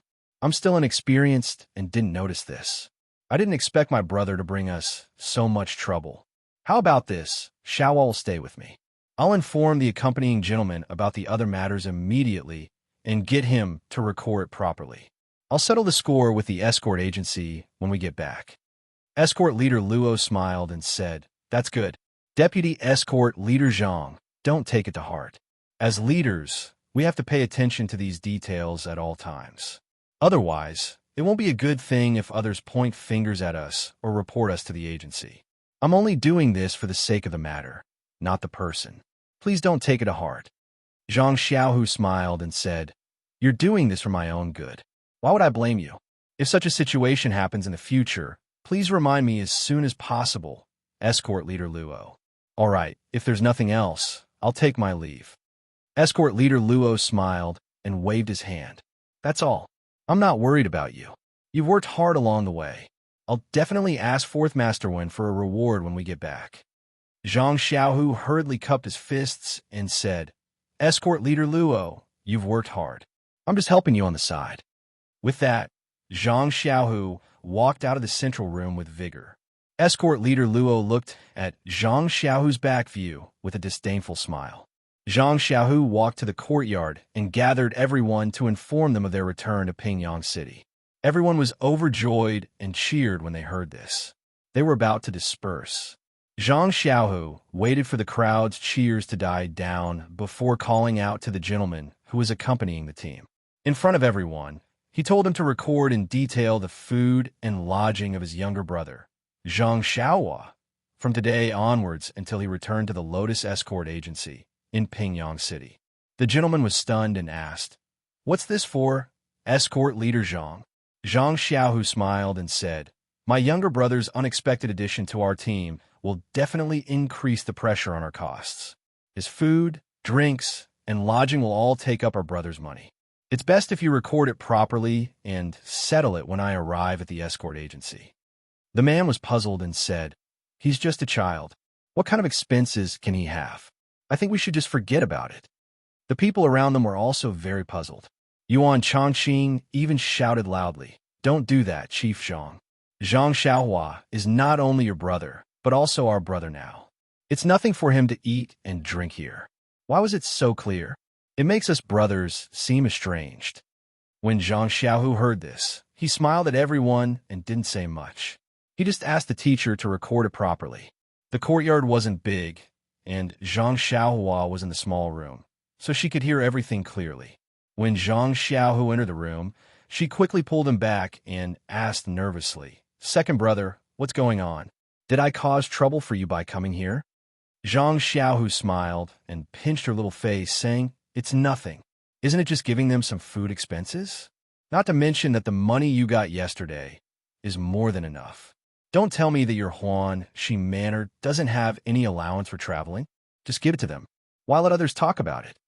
Oh, Zhang Xiaohua suddenly understood and said, "It can't be that escort leader Luo who said it, right? Why is he so serious?" Zhang Xiaohu patted his little head and said lovingly, "You're still young. You'll know when you're a little older." Zhang Xiaohua nodded thoughtfully. This guy's brain was very bright now. Although Zhang Xiaohu didn't want to say much, since he had already pointed it out, how could he not understand it? Unfortunately, she didn't really come here to do business. She wondered if Huan Shi Manor would give her some allowance. If not, she would have to take a portion of her earnings from yesterday and give it to the Lotus Flower Escort Agency. Just thinking about it made her heart ache. She immediately hated that escort leader Luo. Zhang Xiaohua wasn't the only one cursing escort leader Luo. Everyone in the courtyard was very surprised when they heard Zhang Xiaohu's words. Seeing that Zhang Xiaohu didn't explain, they secretly pulled aside a teacher who was accompanying the team to ask for details. That teacher also didn't quite understand, but after some deliberation, everyone understood the whole story. They all secretly cursed escort leader Luo for being narrow-minded. At the same time, even more people gave Zhang Xiaohu a thumbs up. The two leaders' positions in everyone's hearts were immediately determined. The next few days were very ordinary. Zhang Xiaohua stayed in this small courtyard and didn't take a step out. What a joke. She had to fork out her own money, so why would she go out and waste it? Actually, the main reason was that Zhang Xiaohua had been alone for this period of time. Now that she had finally found an organization, she really didn't want to go out again. Moreover, where could she go in this world of ice and snow? Trekking in the snow and looking for plum blossoms in the wilderness? Please, Zhang Xiaohua had just come out from that place, so how could she be interested in it? Moreover, Zhang Xiaohua had just taught the local ruffian the lesson. To be honest, Zhang Xiaohu was really afraid that they would gather people to take revenge. That was why he repeatedly reminded them not to let Zhang Xiaohua out of the small courtyard. Zhang Xiaohua also liked this kind of life. When she had nothing to do in the morning, noon, and night, she would practice her fist technique in the courtyard.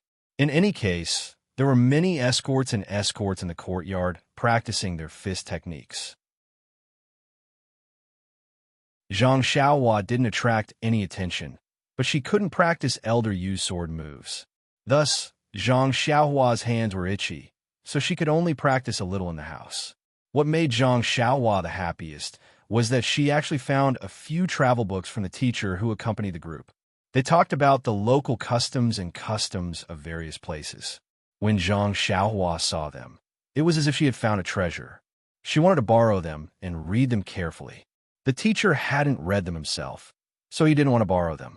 However, when he saw the longing in Zhang Xiaohua's eyes, his heart softened. He only kept one book and lent the rest to Zhang Xiaohua.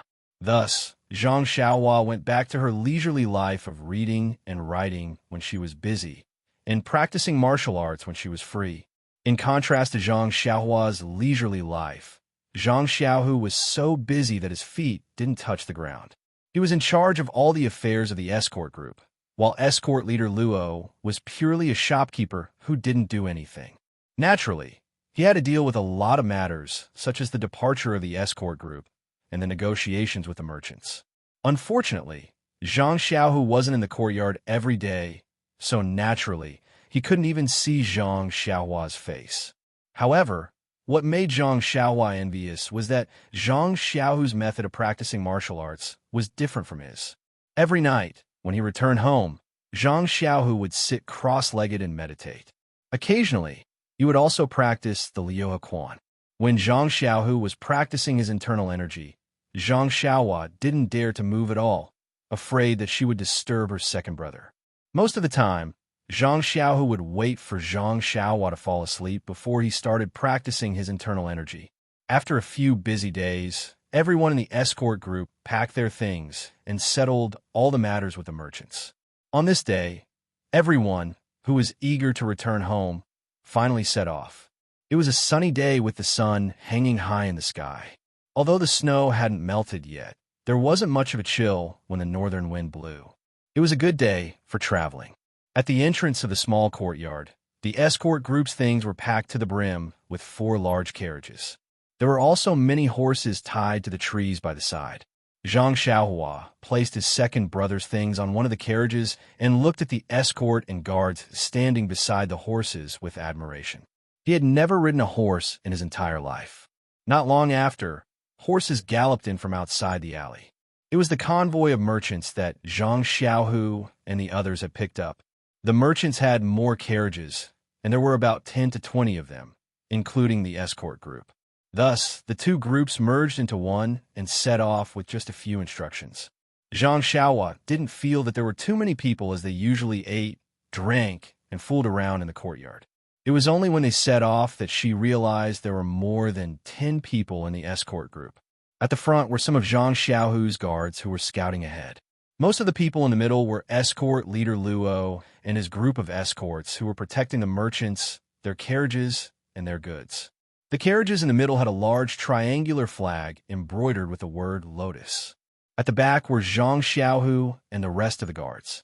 Other than the accountant and a few odd job workers, the rest were riding tall horses with weapons hanging from their waists. It was a very impressive sight. Although there were many people and carriages in the escort group, they were all well-trained and didn't panic at all. Not long after, they had left the small town and were on the official road. Zhang Xiaohua initially thought that it would be very inconvenient to move with so many people and carriages. However, reality proved that the speed of this convoy wasn't much slower than Oyan's 4 carriages. Although Zhang Xiaohua desperately wanted to ride a horse by herself, she was still arranged to sit in a carriage together with the accountant and the rest. At the beginning, Zhang Xiaohu didn't have much time to care about her and only entrusted her to Yuan Changqing and the rest. He looked after Zhang Xiaohua until they reached the main road and the convoy moved steadily. Then, he took the time to come to the front of the carriage. Seeing Zhang Xiaohua's unhappy face, he asked, "Xiaohua, we are already on the road and preparing to return to Pingyang City. Why are you unhappy again?" Zhang Xiaohua pouted and said, "Of course I'm happy to be able to return to Pingyang City. However, I can't always sit in a carriage. I want to ride a horse too. I see that there are still some unridden horses at the back. Can I ride them?" Haha. When Zhang Xiaohu heard this, he laughed and said, "So that's how it is. Little flower, it's not that I don't want you to ride. Riding a horse is also a skill. If you have never ridden before, you have to learn how to ride first. Our escort agency's horses are used to running outside and have very fierce temperaments. They're not suitable for you to ride and learn from. When we return to the agency, we'll find a docile horse for you to learn from first." When Zhang Xiaohua heard this, she realized that she had to learn how to ride a horse. It wasn't something that anyone could ride. However, he still didn't give up and said, "Don't the horses at the back look very docile? Let me try to ride them." When Zhang Xiaohu heard this, he said with a straight face, "Xiaohua, don't be willful. This is an escort agency. How can I let you fool around? The horses at the back look very docile, but it's different when you ride them. Moreover, the horses at the back are spares. If there's a problem with the horses at the front, they'll have to be used. We can't ride blindly now." When Zhang Xiaohua heard this, she rolled her eyes helplessly and didn't say anything else. Actually, this person was also strange. Take Zhang Xiaohua, for example. When he was alone, he did things and thought like an adult. He was even more meticulous and mature. However, when he had relatives or elders by his side, he regained the innocence of a child and truly looked like a teenager. Perhaps this was the habit and dependence of humans. Since she couldn't ride a horse, Zhang Xiaohua didn't continue to pester her and obediently looked at the scenery. The scenery here seemed to be different from the front. Although the snow hadn't melted in the winter, there were some green plants stubbornly surviving in the fields and on the roadside. Occasionally, there were small rivers and streams that were no longer frozen. There were playful children with puppies and playing in the snow. There were strings of plum blossoms on the white fields. The speed of the carriage was very fast. The whistling cold wind poured into the carriage. Zhang Xiaohua habitually covered her cotton-padded clothes. This cotton-padded clothes belonged to her second brother, Zhang Xiaohu. His jacket had already been washed and put away by Zhang Xiaohu. It was difficult to change. Zhang Xiaohu was so sad that he wanted to cry. His younger brother hadn't gotten new clothes to wear during the new year. Even the autumn jacket had been cut open with a knife. He hated that time was too short. The cotton-padded clothes shop was also closed. He could only wear his own cotton-padded clothes first. Zhang Xiaohua repeatedly claimed that she wasn't cold. But how could Zhang Xiaohu believe her? He just kept forcing her to wear it. Look, the clothes were so big that even the wind could get in. When the accountant saw this, he also shrank his neck and asked, "Xiaohua, are you cold?" Zhang Xiaohua smiled and said, "No, Mr. Mo. I'm not cold at all." Mr. Mo smiled and said, "You're a sensible child. It's okay. If you're cold, I have shawl here. Of course, it's also very big, but it can still block the wind." Zhang Xiaohua was speechless. She smiled and said, "It's okay. Although it's a little cold, I can still stand it. How can young people grow fast if they don't feel cold?" Sometimes it was strange.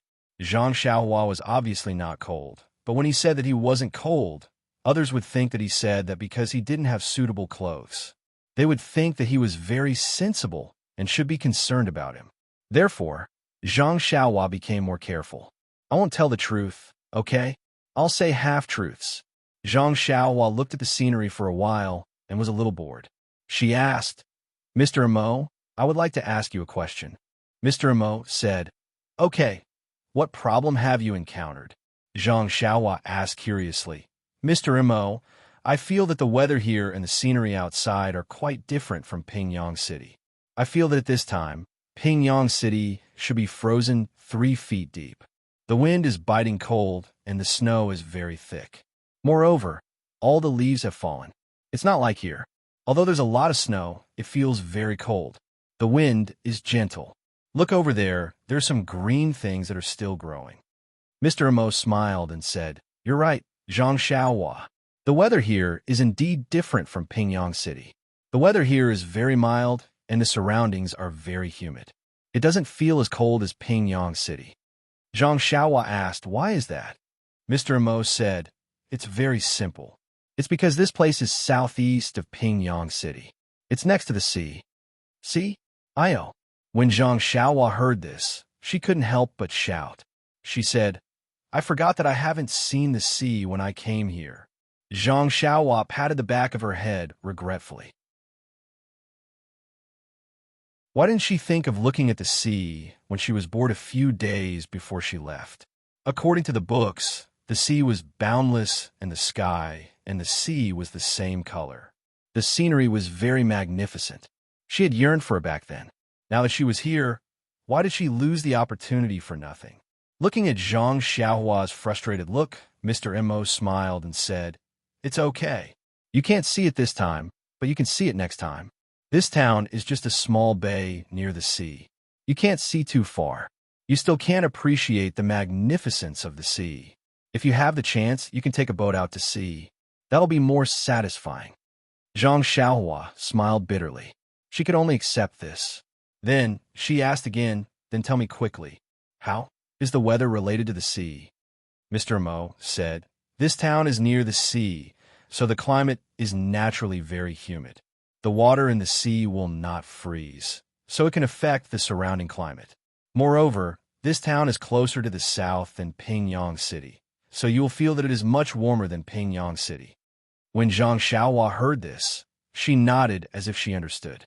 Then, as if she thought of something, she asked, Then, Mr. Immerse, if we go all the way south, will it be warmer? Mr. Immerse smiled and said, Yes. It is said that the southernmost part is also the sea. It is hot all year round, and there is no snowflake. Ah, I see, Zhang Xiaohua exclaimed and said, If that's the case, then the children there can't build snowmen and have snowball fights. How pitiful. Mr. Immerse said, That's true. However, they also have their own interests which you don't have. Moreover, if we go further north, the northernmost part is also said to be the sea.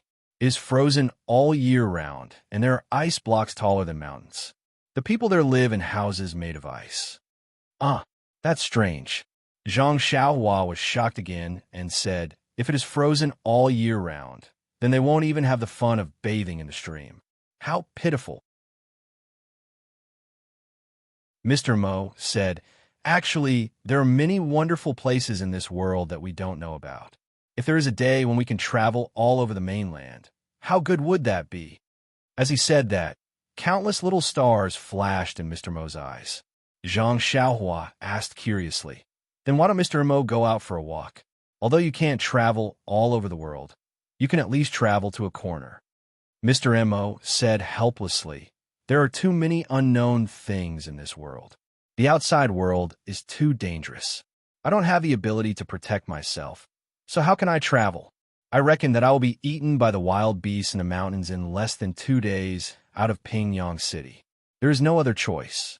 I will just read other people's travel books to satisfy my cravings. When Zhang Xiaohua heard that, she felt the same way. In this world, one must act according to one's ability. If one forced himself to travel without the ability to protect himself, he would naturally become food in the mouth of the wild beasts. The two of them chatted for a while. Mr. Immerse seemed to be sleepy because he had woken up too early. He closed his eyes and dozed off. Zhang Xiaohua did not say anything else. She found a few travel books in her bag and randomly picked one up to read with great interest. Although she could not go personally, it was not bad to read and satisfy her cravings. Time passed quickly. The escort team did not stop for lunch. Zhang Xiaohu rode over and passed some dry food to Zhang Xiaohua and the rest. Everyone ate casually and continued on their journey. Please collect it. Thank you.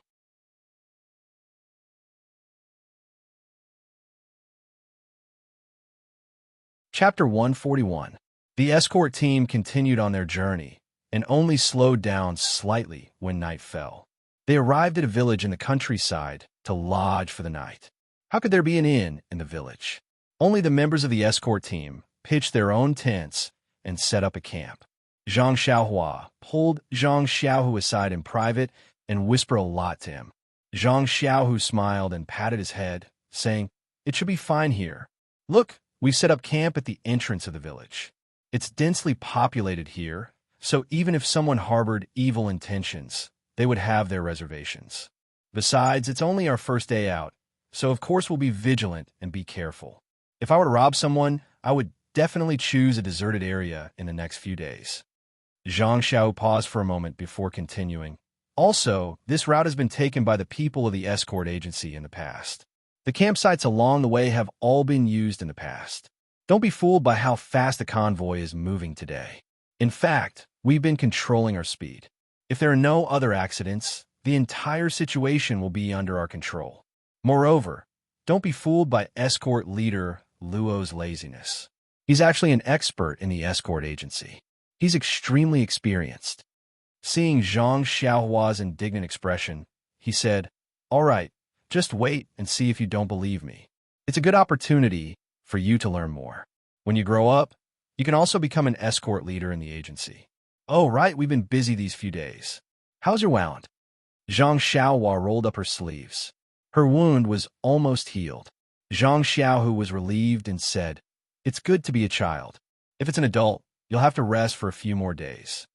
Then he thought of something and asked, "Also, Xiaohua, your right hand." Zhang Xiaohua knew that her second brother was thinking about her injury. She smiled and said, "It's almost healed. I feel that the fingers on my right hand are more nimble now, and I can use some strength. It seems like I'm just short of being able to clench my fist completely." After he finished speaking, he raised his right hand and reluctantly made a fist in front of Zhang Xiaohu. When Zhang Xiaohu saw this, he repeatedly said, "Good, good." His eyes were wet. Thinking about it, it made sense. She brought her younger brother out to mingle, and because of her, her younger brother's right hand was crippled. No matter how she looked at it, her younger brother's right hand was obviously getting better, and it seemed that it would soon recover to its original state. How could she still be as calm as water? Surging emotions was the right way to go. At the same time, he also had a trace of worry in his heart. The doctor who looked at Zhang Xiaohua's hand was a veteran doctor of the Lotus Escort Agency. He had been in the agency for several decades and had treated countless injuries, bones, pulses, and internal and external injuries. His eyesight was extremely accurate. He had said before that Zhang Xiaohua's hand would never recover. Naturally, this was the accumulation of several decades of experience, so it couldn't be wrong. He didn't know if his younger brother's recovery had exceeded his expectations, or if Zhang Xiaohua's hand had already recovered to the point where it couldn't be recovered anymore. However, Zhang Xiaohu immediately calmed down. No matter how the doctor looked at it, Zhang Xiaohua had already recovered to such an extent that it had greatly exceeded his expectations. Whether or not he could practice the fist technique was another matter. At least in the future, he wouldn't have any problems. Finally, Zhang Xiaohu's heart relaxed a little.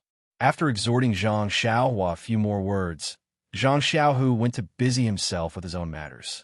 The escort team set up camp in an extremely methodical manner. It didn't take long for them to get up. Zhang Xiaohua didn't help at all. After asking about Zhang Xiaohu's tent, Zhang Xiaohua took some things from the carriage and put them all into the tent. Not long after, Enchanting came to call Zhang Xiaohua. Ever since he found out that Zhang Xiaohua's food allowance was going to be deducted, Enchanting took even more care of Zhang Xiaohua. Whenever there was something to eat or drink, Zhang Xiaohua would look for him. Naturally, Zhang Xiaohua didn't stand on ceremony and followed Enchanting to eat and drink. That night, Zhang Xiaohua slept very soundly. When the sun rose and he opened his eyes, the first thing he said was, "Second brother, was there a robbery last night?" Zhang Xiaohu didn't know whether to laugh or cry when he heard that. He knocked him on the head and scolded jokingly, "Are you still sleeping?" After breakfast, the escort team set up camp and continued on their journey. More than 10 days had passed, but there were no signs of robbery. They didn't even have the chance to camp out in the open. Zhang Xiaohua became increasingly suspicious. If Oyen hadn't taken a shortcut that day, would others have had the opportunity to sneak up on their campsite? The further north they went, the colder the weather became. The cold wind on the road also became stronger. The huge triangular flag embroidered with the word Lotus crackled in the wind. On this day, they happened to be traveling on one of the few mountain roads. The escort team had already slowed down and was advancing slowly. Zhang Xiaohu also stayed behind and followed Zhang Xiaohua's carriage slowly. Zhang Xiaohua looked at the snow-covered shrubs on both sides of the road in boredom. She thought to herself, "Isn't this the perfect environment for a robbery? Will the mountain bandits appear?" Just as she was thinking, she heard a hurried sound of a gong. A loud voice shouted in front of them, "I planted this tree and opened this mountain. If you want to pass through here, you have to pay the toll." Zhang Xiaohua's eyes lit up, and she shouted, "Someone is robbing us." Zhang Xiaohu glared at Zhang Xiaohua helplessly and said, "Why are you so happy when you hear that someone is going to rob us?" Zhang Xiaohua smiled and said, "We met some mountain bandits last time. There were more than 10 of them, and they played with us in a best of 3. It was quite fun. Besides, don't we have dozens of people in our escort team? Why would we be afraid of them? Wouldn't we be able to defeat them in a few moves?" Gosh, Zhang Xiaohu thought to himself, so Xiao will want to watch the show. Zhang Xiaohu rebuked, "Last time, you encountered a dozen or so bandits. You can't say that there are only a dozen bandits. Although our escort team has a lot of people, if there are hundreds of bandits, how can we deal with them? Didn't you and I end up as captives?" "I see," Zhang Xiaohua exclaimed. "Then what should we do? Who knows how many bandits there are? Are there any strong ones that even second brother can't defeat?" At this moment, Zhang Xiaohu comforted him. "Xiaohua, sit in the car. I'll take a look in front. I think escort leader Luo has already gone over." Zhang Xiaohua was not obedient and begged, "Second brother, take me with you. I want to see the mountain bandits that only appear once in 100 years. Is that okay?" She was actually acting coquettishly as she spoke. Zhang Xiaohu looked at this younger brother that he doted on. He thought for a moment and said, "All right, come and sit behind me. But remember, when we get there, don't say a word." Zhang Xiaohua immediately jumped down from the car and ran in front of Zhang Xiaohu's horse. Zhang Xiao bent down and reached out to grab his hand. With a tug, he pulled him up and made him sit behind him. Then, he whipped his horse and slowly walked to the front of the convoy. The convoy of 20 carriages was quite long. The escorts and guards of the escort agency were all armed and protected the convoy tightly. No one was like Zhang Xiaohua, who went to the front to watch the show. Zhang Xiaohu whipped his horse and walked to the front of the convoy. He was not in a hurry to go forward. There was an empty space in front of the convoy, and a few escorts had already rushed over. Escort leader Luo, who usually looked lazy, was riding at the front of the convoy. He kicked a long spear in his hand and looked calmly ahead. Zhang Xiaohua secretly poked her head out from under second brother's armpit and carefully looked forward. When she saw the situation clearly, she couldn't help but gasp. Unlike the last time, there were more than 10 people and a few horses. In front of the convoy, there were over a dozen burly men holding various weapons sitting on tall horses. They looked at them coldly, and behind the horses, there were over a dozen burly men who were also holding weapons. They all stood calmly, as if they were in a neat formation. They did not have the laziness of the bandits that he saw last time. Moreover, what made Zhang Xiaohua the most nervous was that there seemed to be many people hidden in the trees on both sides. They seemed to be surrounding the entire convoy. Zhang Xiaohua asked softly, "Second brother, what should we do? There are so many people, I don't think we can fight them. Should we start fighting? You have to be careful. Why aren't you holding a weapon?" At this moment, Zhang Xiaohu seemed to be unusually quiet. He said softly, "Xiaohua, don't say anything. Just watch quietly." Zhang Xiaohua immediately shut her mouth when she heard this. Indeed, at this moment, escort leader Luo, who was standing in front of the convoy, moved. He shook the reins and let the horse slowly move forward until it reached the center of the empty space. Then, he cupped his fists and said, "May I know who are the people in front of us? Please come forward and speak." Hearing this, a red-faced, square-faced man among the mountain bandits on the opposite side also urged his horse to move forward. The two horses only stopped when they were close enough. That person also cupped his fists and returned the greeting. I am Yang Shua, the big boss of Withered Grass Mountain. May I know how to address you? Escort leader Luo said, I am Luo Rueha, the escort leader of Lotus Escort Agency in Pingyang City. My bodyguard is just passing by. Please be magnanimous. The leader of the mountain frowned and said loudly, Oh, so it's a friend from Misty School from afar. Please hold the flag and take a look. When escort leader Luo heard that he had met the person in question, he was happy to follow the rules of the underworld. He said, Chief Yang, please wait a moment.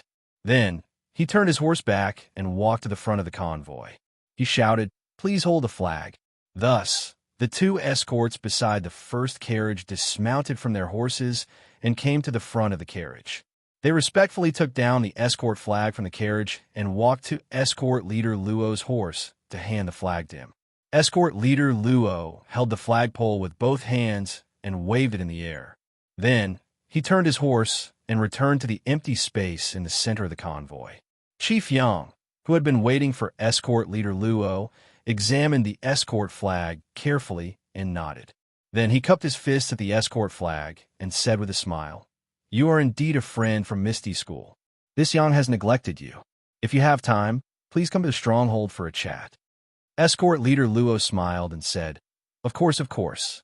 I came and went in a hurry today and didn't have time. If I pass by next time, I will definitely pay you a visit. Chief Yang said, Then please have a safe journey. Escort leader Luo, this is the token of our stronghold. You may travel for 500 miles.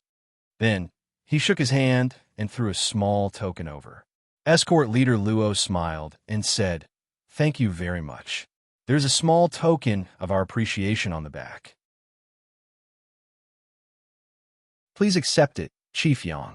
Chief Yang nodded and said, Thank you, Escort leader Luo. This one will not see you off. Have a safe journey. Then, he cupped his fists again and returned to his camp. He said a few words to the people behind him, and the dozen or so horses followed him back into the forest. Escort leader Luo also turned his horse back when he saw the bandits leave. He gave a few instructions to the escorts behind him, and then gestured for the convoy to continue moving. Zhang Xiaohu saw the convoy move and brought Zhang Xiaohua back to the back of the carriage. However, Zhang Xiaohua refused to get down and clung to second brother's horse. Zhang Xiaohu said helplessly, Let's ride for a while more. When I reach the front, you have to return to the carriage. Zhang Xiaohua nodded profusely. By the time Zhang Xiaohua and the convoy passed through the empty space, the entire convoy had already passed by. Zhang Xiaohua saw the escort that escort leader Luo had instructed earlier with a bag of items in his hand. He rode to the bandit side and handed it to a bandit who was guarding there. The bandit took the bag and weighed it in his hand. He smiled and cupped his fist at the escort before he left. The escort immediately rode back to the front of the convoy. Zhang Xiaohua was puzzled. She asked Zhang Xiaohu in a low voice, Second brother, why is this robbery so strange? They don't kill each other, and they don't even play 2 out of 3 games. Why do they just let it pass? Zhang Xiaohu smiled and said, What do you think robbery is? Is it just fighting and killing? Zhang Xiaohua said, If they don't fight and kill, how are they going to wait for the loot? Zhang Xiaohu was not surprised and said, Haha, there's nothing strange about it. I thought the same as you at first. The first time I encountered a robbery, I was so nervous that I was sweating. But after a few more times, it's always been the same. All bark and no bite. Only now do I understand what's going on. Zhang Xiaohua asked curiously, Is there an inside story? Zhang Xiaohu smiled and said, Actually, it's very simple. Bandits rob people for nothing more than money, and there's a method to it as well. If they just fight and kill, they'll be at a disadvantage. As the ancients say, killing 1,000 people will hurt 800 of your own men. There's a price to pay for killing. If you can get 10,000 guans of riches for each kill, then it's naturally worth it. But where would you find such a good business? Let's not talk about this road of yours. If people often die here, the merchants in the future will take a detour. If they don't take this road, won't you lose your source of income? Moreover, every time you fight and kill, how many brothers do you have to risk their lives for? Therefore, robbing also requires skill. If you can avoid fighting, then don't fight. Even if you don't get much money each time, as long as you get something every time, then won't you be able to make a long-term profit? Zhang Xiaohua nodded thoughtfully and said to herself, as the ancients say, there are 360 professions, and every profession produces its own master. As a bandit, you also need to have a professional eye. Zhang Xiaohu continued, when merchants travel on the road, they're usually aware of the risks. If they don't have much money, then they're naturally not too afraid of bandits. When they encounter bandits, they just have to offer some money. If they have a lot of money, then they'll have to find someone to protect them. An escort agency just happens to be doing this kind of business. Bodyguards of an escort agency followed the same logic as bandits robbing. Both of them had to pay attention to harmony and wealth. If one were to blindly use force, then the bandits would not be able to get along with you. Then, the escort agency would cease to operate because it would not be able to withstand constant fighting and killing. Therefore, the most important thing in an escort agency was to maintain one's reputation. If your reputation is big enough, then many bandits will know your signboard. Naturally, they'll look out for each other when they encounter you. Look out for each other? Zhang Xiaohu was a little stunned. Yes, look out for each other. In other words, the escort agency will give the bandits some money according to the value of their bodyguards' belongings as payment for passage. The bandits will accept it with a smile and let you go. Just like today, you didn't have to worry about being harassed by bandits for 500 li, Zhang Xiaohu explained. Zhang Xiaohua didn't understand and said, second brother, when you put it that way, it sounds like we're friends. Zhang Xiaohu blinked and said, snakes and rats are a family.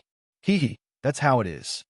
Zhang Xiaohua asked again, if there's no escort agency's protection, then what if the merchants are willing to give so much money? Zhang Xiaohu smiled and said, if there's no escort agency's protection, then the merchants are like a piece of braised pork. Who wouldn't want to eat them in one bite? Why would they care about the little benefits you give them? Zhang Xiaohua asked again, then there were so many bandits just now. If they all came at once, then our escort agency probably wouldn't have been able to deal with them. Wouldn't they have eaten them all in one bite? Even if there were some casualties, it would have been worth it. Zhang Xiaohu smiled and said, then we'll have to talk about another aspect. There are big and small escort agencies, and their strength is uneven. If it were a small escort agency, then there would naturally be this risk. However, our Lotus Flower Escort Agency is backed by the Misty School. To put it bluntly, we're just a tool for the Misty School to amass wealth in the escort agency. They might be able to eat up the entire convoy, but then they would have to face the Misty School's thunderous retaliation. That Misty School is a famous sect in the Jianghu. They could just casually send some of their disciples to wipe out the entire nest of bandits. How would they have the guts to do that? Zhang Xiaohu became excited as he spoke. He swallowed his saliva and continued. There's another point. For these bandits to be able to take over the mountain and call themselves kings, they can't do without the support of the nearby Jianghu sections. And this sect should have an escort agency similar to the Lotus Flower Escort Agency. If they don't give us face, not only can a Misty School eliminate these bandits, they can also know the bandits within their sphere of influence and rob and kill their escort agency. Zhang Xiaohua nodded and said, I understand. Actually, to put it bluntly, martial strength is still the most important thing. If you're strong, then everyone can talk it out and part ways. Harmony breeds wealth. If you're weak, then you can only swallow your broken front teeth. That's right. Does that mean that the bandits of Shi Chui Mountain are backed by the Misty School? Zhang Xiaohu smiled and said, I don't know about that, but Shi Chui Mountain is too small. Even if they want to rely on the Misty School won't pay them any attention. Zhang Xiaohua sighed and said, AI, this Jianghu is too complicated. It's really hard to explain. Then, Zhang Xiaohua said happily, if that's the case, then wouldn't the escorts of your escort agency be very safe? You don't have to risk your lives? Zhang Xiaohu smiled bitterly and said, How can it be as free and unfettered as you say? There will always be bandits who don't know their limits and come rob us. Being an escort agency is a profession that licks blood from the edge of the blade. Don't you see that the agency has to recruit new bodyguards and escorts every year? Then where do the old people go? But I'm only an escort right now. It's not my turn to do these kinds of things. Zhang Xiaohua listened and was silent in her heart.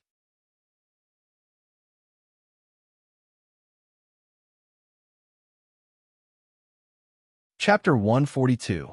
A typical robbery in the pugilistic world ended just like that. Zhang Xiaohua, who had originally thought that she would be able to witness a good show, was instead taught a good lesson by Zhang Xiao. Although she did not see the bloody side of the pugilistic world, she understood the greed and the exchange of power and money in the pugilistic world. At the same time, she also understood that in the pugilistic world, only the fist was the boss. In the following days, Zhang Xiaohua prayed that they would not encounter any more robbers or bandits. It was very different from when they first arrived. However, the wind and rain of the Jianghu would not change because of a certain person's thoughts. Along the way, it was not a sunny road. Along the way, they still encountered some blind thieves who did not put the Lotus Escort Agency and the Misty Sect in their eyes. However, as long as they were not arrogant and did not make a fart, how much insight could those thieves have? Basically, under the powerful force of the Lotus Flower Escort Agency's escorts, who were united with escort leader Luo at the center, the group collapsed. However, heaven and earth were merciless, and swords and spears had no eyes. A few of the escorts were still injured, and one of them even had his wrist almost chopped off. Although the escorts had the best medicine on them, and the team had also found the best doctor the next town they stopped at, the injury was still very serious. His life was saved, but his hand was completely crippled. For the rest of the journey, the injured escort lay in the carriage behind Zhang Xiaohua. Zhang Xiaohua could see his listless eyes and gloomy expression from time to time. This made Zhang Xiaohua, who was originally very lively, feel unusually heavy. Fortunately, the Lotus Flower Escort Agency's martial skills were still quite good. There was only one seriously injured escort along the way. Although Zhang Xiaohua felt very uncomfortable, escort leader Luo was very happy. He felt that he was blessed by a lucky star and that the journey back was too smooth. This small town by the sea was really far from Pingyang City. They had only entered the Misty School's territory after traveling for almost a month. The escorts seemed to be very sensitive about their own family's sphere of influence. According to the original plan, they were supposed to arrive in the afternoon, but because one of their carriages broke down and delayed their journey, they only arrived at a remote mountain village in the afternoon. If it had been a few days ago, the convoy would have set up camp and rested. But tonight, not only escort leader Luo, but the other escorts were also determined to continue their journey. Even if they had to travel at night, they had to reach their own family's territory first. Therefore, the group of people drove the carriages forward under the cover of dusk and only entered a small town when it was close to midnight. As soon as they entered the town, escort leader Luo let out a long sigh and shouted, "Brothers, we're in our own territory now." Huh! Everyone laughed as well, causing the sleepy Zhang Xiaohua to look at them with a puzzled expression. For the next few days, the escort team was obviously not as strict as before, and their itinerary was also much more casual. Therefore, by the time they reached Pingyang City, it was already midnight. Although Pingyang City was a city, it was only an inland city and did not have much strategic significance. Therefore, out of the 4 city gates, only 3 were closed at night, and 1 was left open for people to enter and leave. This was also one of the reasons why the Lotus Flower Escort Agency's convoy was traveling at night. Who wouldn't want to return to the agency early, wash up, put everything down, and sleep easily?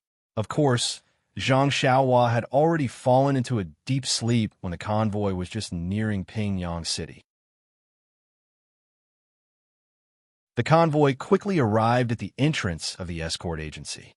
It was already late at night, and the door of the agency was naturally closed. Someone went up and knocked on the door. When the person who opened the door saw that it was the escort team who had returned, He no longer complained about being disturbed in the middle of the night. He hurriedly opened the middle gate and ordered more than 20 carriages to be driven to the square of the escort agency. The dozens of people returning to the escort agency caused quite a commotion, and the guards at the gatehouse were aware of it. The leader first congratulated escort leader Luo for safely bringing the people from the escort agency and the merchants back to Pingyang City. Then he said to Zhang Xiaohu, you're finally back. Fourth Master Wen has been looking for you for many days. He instructed us to bring you to see him immediately once you're back. Zhang Xiaohu was stunned. Why? He carefully confirmed. Must I go even if it's midnight? The guard smiled bitterly and said, Fourth Master said so, but he didn't say what time it was. Since you're back now, I think you should make a trip there. Otherwise, it won't be good if Fourth Master gets angry. Zhang Xiaohu thought for a moment and said, All right then. Thank you for the reminder. Then, Zhang Xiaohu went to the square. He first carried the unconscious Zhang Xiaohua and placed her on the Kong bed in his small house. Then, he tidied up his belongings and brought them back into the house. Only then did he hesitantly go to the inner courtyard and into Fourth Master Wen's room. It was already past midnight, and Fourth Master Wen's courtyard was quiet. Zhang Xiaohu tiptoed to the door and hesitated. Just as he was about to raise his hand and knock on the door, a slightly aged voice sounded from inside. Who is it? Why are you looking for me at this time? That voice sounded abruptly, scaring Zhang Xiaohu so much that he trembled. He was secretly impressed. The older the ginger, the spicier it was. Fourth Master Wen's internal energy was one of the best in the Lotus Escort Agency. I've just approached the door, and he heard me. AI, how much longer do I have to train to have this kind of achievement? Inside the room, Fourth Master Wen was furious. He cursed in his heart. Which unlucky child is outside? Why doesn't he have any morals of respecting the old and loving the young? This old man usually has insomnia and difficulty sleeping. Today, I was coincidentally able to close my eyes early. I was just about to fall asleep when you woke me up. If you wanted to come, then come. Why did you have to tiptoe around? It made me think that you were some evil person. My old heart was so scared that it was thumping. If you hadn't raised your hand to knock on the door, this old man would have immediately jumped out of the window and beat you up. I'll let you know the consequences of waking an old man up. Zhang Xiaohu stood up straight. His tone was full of respect as he said, It's me, Zhang Xiaohu. Zhang Xiaohu? Fourth Master Wen asked hesitantly, What business do you have with me? When Zhang Xiaohu heard Fourth Master Wen question him, he couldn't help but be shocked. He hurriedly said, Fourth Master, I just came back from running an escort mission outside. Xiao Si at the door said that you were looking for me. If he saw me, he told me to come see you immediately. Ah, Fourth Master Wen said angrily, so it's like that. Cough, cough. Fourth Master Wen was so angry that he couldn't breathe properly. He actually coughed and drank a mouthful of water before continuing. Did I say that? However, even if I did say that, there's no need to come in the middle of the night. Zhang Xiaohu said awkwardly. Xiao Si said that your instructions were hurried and thought that it was something important. Moreover, you didn't say that you couldn't come in the middle of the night. That's why he informed me. If there's nothing else, I'll go back first. When the sun rises, I'll come back to listen to your teachings. When Fourth Master Wen heard this, he said, Oh, I know. I ordered this a month ago. It's been almost 2 months. I almost forgot. Sigh. I'm old and tend to forget things. All right, you don't have to go back. Wait a moment. I'll get up now. Anyway, tonight will definitely be a sleepless night. Zhang Xiaohu waited quietly for a moment before Fourth Master Wen opened the door to let him in. The two of them sat down. Fourth Master Wen poured some water for Zhang Xiaohu to drink. Only then did Fourth Master Wen stare at Zhang Xiaohu and say, Zhang Xiaohu, this escort mission took quite a long time. It's been hard on you. Zhang Xiaohu hurriedly said, I don't dare, Fourth Master Wen. I'm only Escort Leader Luo's assistant. Escort Leader Luo makes many decisions. I'm just a helper. Fourth Master Wen said with a smile, This escort mission lasted past the new year. It's been hard on you. Do the subordinates have any complaints? Zhang Xiaohu replied, Nothing much. I just want the escort agency to give me more allowance. After all, it's for the agency to celebrate the new year outside. I can't reunite with my family. Fourth Masterwind stroked his sparse beard and said, "Of course. The agency will not mistreat anyone who contributes to the agency. It's the same for going out for the new year, and it's the same for greater contributions." Zhang Xiaohu was stunned. He thought to himself, "What does that mean?" However, he still said respectfully, "Then I'll thank Fourth Master on behalf of my brothers for your care." Fourth Masterwind waved his hand and said, "Haha, there's no need. It's what I should do." Then he hesitated for a moment and asked, "Did this escort mission go smoothly?" Zhang Xiaohu was puzzled. He said, "Yes, it was very normal. We only met some common bandits along the way. Escort leader Luo handled them with ease." However, he thought to himself, "What's the old man doing? Could it be that he can't sleep and wants to find someone to chat with? I'm tired. I still want to sleep." Fourth Master, when asked amiably, "Then when did you guys return to the agency?" Zhang Xiaohu frowned and said, "Just now. We just entered the courtyard. I put the things in the room and came over." Fourth Master nodded and said, "Oh, then you didn't hear any news." "News?" Zhang Xiaohu was stunned. "What news?" Fourth Master thought for a moment and changed his expression to one of grief. He said, "Zhang Xiaohu, you can be considered my confidant. It's fate that you and I are able to come to the Lotus Escort Agency as an escort. I think you also hold the belief that your youth, your passion, your sweat, and even your life will be dedicated to the agency." Zhang Xiaohu was even more stunned. These parallel sentences were said in such a refined manner that he couldn't quite react. Looking at Zhang Xiaohu's shocked expression, Fourth Master continued, "Back then, I was the same as you. I also had the same thoughts to dedicate my life to the agency. You see, I've worked hard for most of my life to see the agency prosper to this day. The agency is my home. It's up to everyone to love their job. If we didn't have the thought of dedicating our lives, the agency wouldn't have been able to get to where it is today." Zhang Xiaohu felt dizzy. He said carefully, "Fourth Master, did I do something wrong? Please guide me in time." Fourth Master smiled and said, "You did very well. You didn't embarrass me." Zhang Xiaohu opened his mouth and said, "Then you?" Fourth Master changed into a sorrowful expression and said, "It's like this. I have some very sad news to tell you. I hope you can be mentally prepared. I think you should be prepared first. It's best if you take a horse stance and listen to me carefully. Also, don't be anxious after hearing it." Zhang Xiaohu smiled and said, "What news, Fourth Master?" "You've said so much, making me feel like I'm shrouded in fog. I don't know what to do." Fourth Master nodded and said, "Not bad. As expected of the person I've chosen. Just this calmness alone is enough for you to take on great responsibilities." Then Fourth Master said, "Actually, I think you should also know that as the saying goes, life is great, death is glorious. Some people are alive, but they're already dead. Some people are dead, but they're still alive in our hearts. Also, some people's deaths are heavier than Mount Tai, and some people's deaths are lighter than a goose feather. If one day I can reach this level, I'll have no regrets in this life." Zhang Xiaohu looked at Fourth Master gushing words and sighed with emotion. However, he didn't dare to say anything.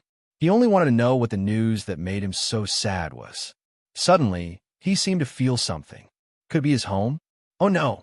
Could it be the bandits of Shizue Mountain? Or the bullies of Lu Town? Zhang Xiaohu was stunned. What should he do? Fourth Master seemed to not see Zhang Xiaohu's uncertain expression under the light. He continued to say, "In a person's life, it's easy to do one or two good deeds. The rarest thing is to do good deeds every day. If you could do a few things that make people grateful for your whole life will be moved. Also, don't do small good deeds and don't do small evil deeds. No matter how big or small the good deeds are, they should be done persistently. Not to mention those who have sacrificed their own lives for the sake of others' lives. We should all remember this act of sacrificing oneself for others. On behalf of the Lotus Escort Agency, on behalf of Huanxi Mountain Villa, and on behalf of the Misty School, I would like to extend my highest respect to you." After saying this, Fourth Master Wen wiped the sweat from his forehead and said awkwardly, "Alas, this book bag fan's words are really hard to remember. I've already recited them countless times. Why can't they be pleasant to listen to? You can't blame me. I thought you would come back soon. Who knew that you would only come back today? I haven't looked at them for nearly a month." Alas, it must be hard on this old Fourth Master. He was sweating from memorizing them in the winter. It could be seen that memorizing them by rote wasn't the right way. Mastering them through a comprehensive study and understanding the memory was the hard way. When Fourth Master Wen raised his head from the pile of old books and saw Zhang Xiaohu's gloomy face, he said sorrowfully, "Zhang Xiaohu, it seems that you already know what I mean. The dead are gone, and the living have to continue living. You must restrain your grief and accept it. Turn your grief into strength and continue to work hard. Take over your brother's baton and carry on your brother's unfinished wish. Contribute your blood and your life to the Lotus Escort Agency and the Misty School." Zhang Xiaohu's expression instantly became brilliant. His eyes widened and his mouth opened so wide that a duck egg could be stuffed in. He said in disbelief, "My brother? Zhang Xiaohua?" Fourth Master Wen nodded solemnly and said in an abnormally low bass voice, "Yes, it's your brother, Zhang Xiaohua. He's a good employee of Huanxi Manor, a good image of the Lotus Escort Agency, a good friend of the Misty School, and our hero. He will forever live in our hearts." Zhang Xiaohu stood up with a whoosh and said, "This? Is there a mistake?" Fourth Master Wen said unhappily, "How can there be a mistake? Sit down, sit down. I was just praising you for your calmness. Why are you so hot-blooded now? I know you can't accept this news right away. That's why I had the escort agency's Fandashu write something like this. I've been telling you for half a day. Why are you still so careless? Why did you suddenly stand up in a fluster? Calm down, calm down. You must have the calmness to not panic in the face of a landslide. This is the basic quality that leaders like us should have." Zhang Xiaohu smiled and sat back down in his chair, saying, "Fourth Master, I was a little surprised when I heard this news. That's why I jumped up. Please don't blame me." Fourth Master Wen stroked his sparse beard and said, "Not bad. You seem to have recovered very quickly. You have my style. Your future is limitless. I have high hopes for you." Then, Fourth Master Wen stood up and took out a small wooden box from a small cabinet behind him. He placed it in front of Zhang Xiaohu and said, "Although Zhang Xiaohua has left us, we will definitely publicize his touching deeds and let him leave his name in the history of Jianghu. However, the situation in Jianghu is changing rapidly. There are many situations that are disadvantageous to the Misty School. We cannot publicize Zhang Xiaohua's sacrifice to save his master for now. Therefore, we can only compensate in other ways. This was personally given to me by the Misty School's sect leader, O Peng. He asked me to pass it to you as a sign of his deep respect for Zhang Xiaohua." Zhang Xiaohu opened the wooden box in confusion. Inside was a thick stack of banknotes. At a glance, there were at least 100 banknotes. The banknote on the top was actually worth 100 taels. There were actually 10,000 taels of banknotes in this wooden box. Zhang Xiaohu was so frightened that he trembled. Ever since he was born, he had never seen so much money. This was enough to scare him to death. He pushed the wooden box and said, "Fourth Master, why is this? What happened to my little brother Zhang Xiaohua? Did they make a mistake? If they can't explain it clearly, how can I dare to accept this money?" Fourth Master Wen said, "I don't know the specific details. Huanxi Manor is very secretive. I can't find out anything for the time being. I only heard from Qiu Tong that your little brother Zhang Xiaohua loyally protected his master. In order to save Manor Lord O, he sacrificed his precious life." "What?" Zhang Xiaohu was stunned. He said in surprise, "There's such a thing? How come I didn't know? Why didn't Xiaohua tell me?" "Tell you?" Fourth Master Wen said with a smile. "What did he tell you?" Zhang Xiaohu said solemnly, "Xiaohua, he's sleeping in my room right now." He followed the escort team all the way back. The brothers in the escort team all know this. However, He only said that he fell into the water during the night camp. He didn't tell me much. Fourth Master Wind's hand that was stroking his sparse beard trembled. A few more strands of beard fell off. His sparse beard became even sparser. He ignored the pain and stood up from the chair. Just like Zhang Xiaohu, he said in a stern voice, "Really? He's sleeping in your room right now?" He didn't seem to be as calm as when he was reprimanding Zhang Xiaohu. Zhang Xiaohu said, "Yes, he's sleeping soundly in my room." Fourth Master Wind quickly grabbed Zhang Xiaohu's hand and said, "Let's go. Let's go quickly. Let me see." Zhang Xiaohu was pulled up by him. He thought to himself, calm down, calm down. Fourth Master One, you're also a leader."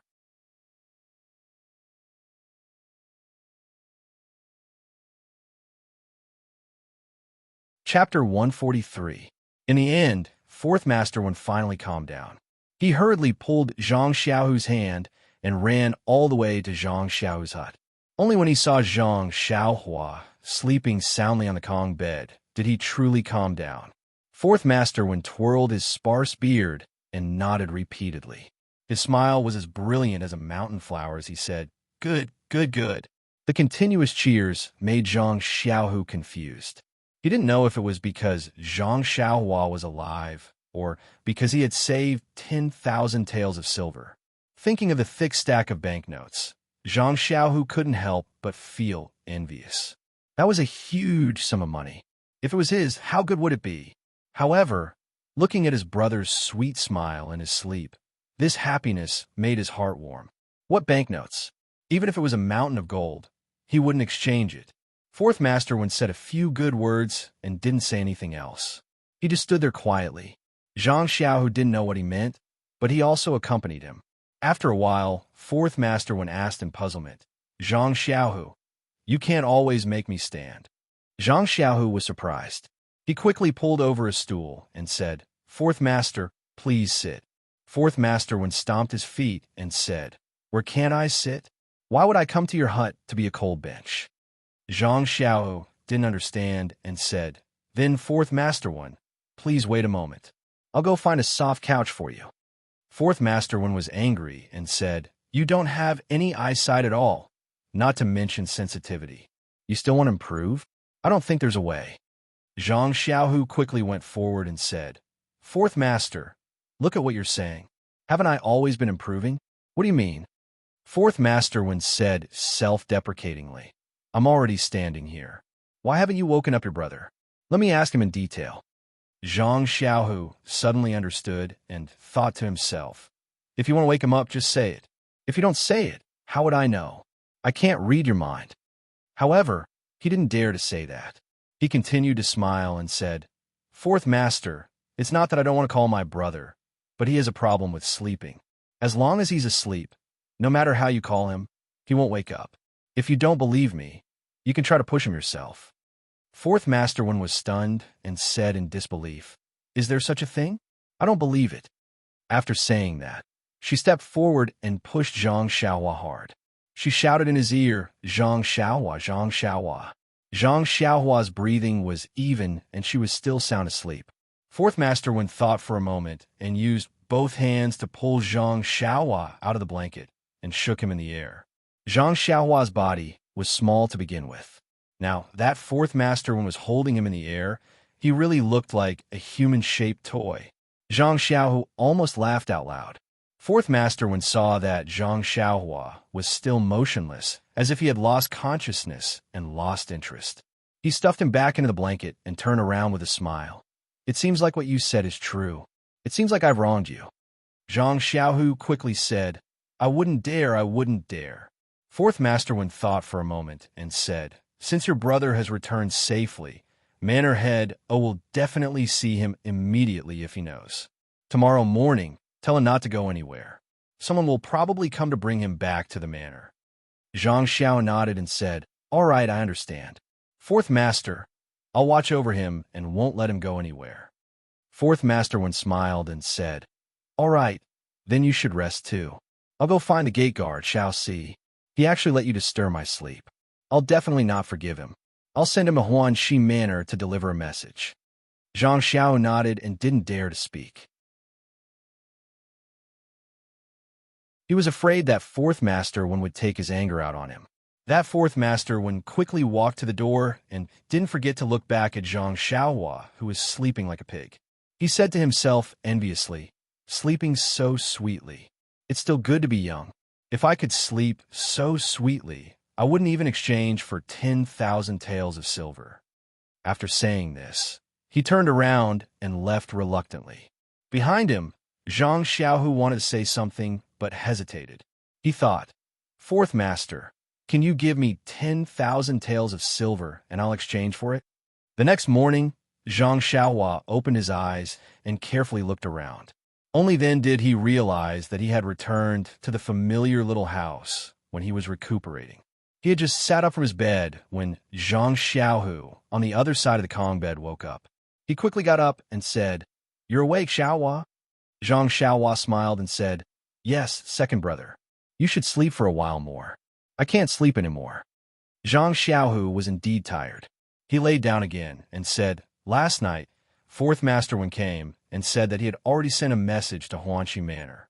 He will definitely send someone to pick you up this morning and won't let you leave." When Zhang Xiaohua heard this, he asked, "Then do you know how the manor head and the others are?" At this point, Zhang Xiaohu sat up from his bed with a "who" sound. He glared at Zhang Xiaohua and asked, "Speaking of which, I really have to ask you. Yesterday, fourth master said that you sacrificed yourself to save Manor Head O. Everyone thought that you were already dead. What did this mean? Why didn't you tell me earlier? Today, you have to tell me clearly." Zhang Xiaohua stared blankly and said embarrassedly, "This matter is very long. I'll tell you in detail in the future. Anyway, I'm not busy right now. I'm too lazy to tell you. If I tell you too much, you'll be worried instead." Zhang Xiao looked into Zhang Xiaohua's eyes and said seriously, "Xiaohua, even if you don't tell me, when I find out, won't I be worried as well?" Zhang Xiaohua smiled and said, "I know, second brother. I'll definitely tell you in the future. Is that not enough?" Zhang Xiaohu thought for a moment and said, "Forget it. You've grown up and have your own opinions. Do as you see fit. If you want to tell me, then tell second brother about it. If you don't want to, then hide it in your heart." Zhang Xiaohua said, "No matter how much I grow up, you're still not my second brother. If there's anything to discuss, I'll definitely look for you. Don't worry. That's right. According to what you said, Manor Head O should be fine." Zhang Xiaohu thought for a moment and said, "It should be. Otherwise, fourth master would have said it last night."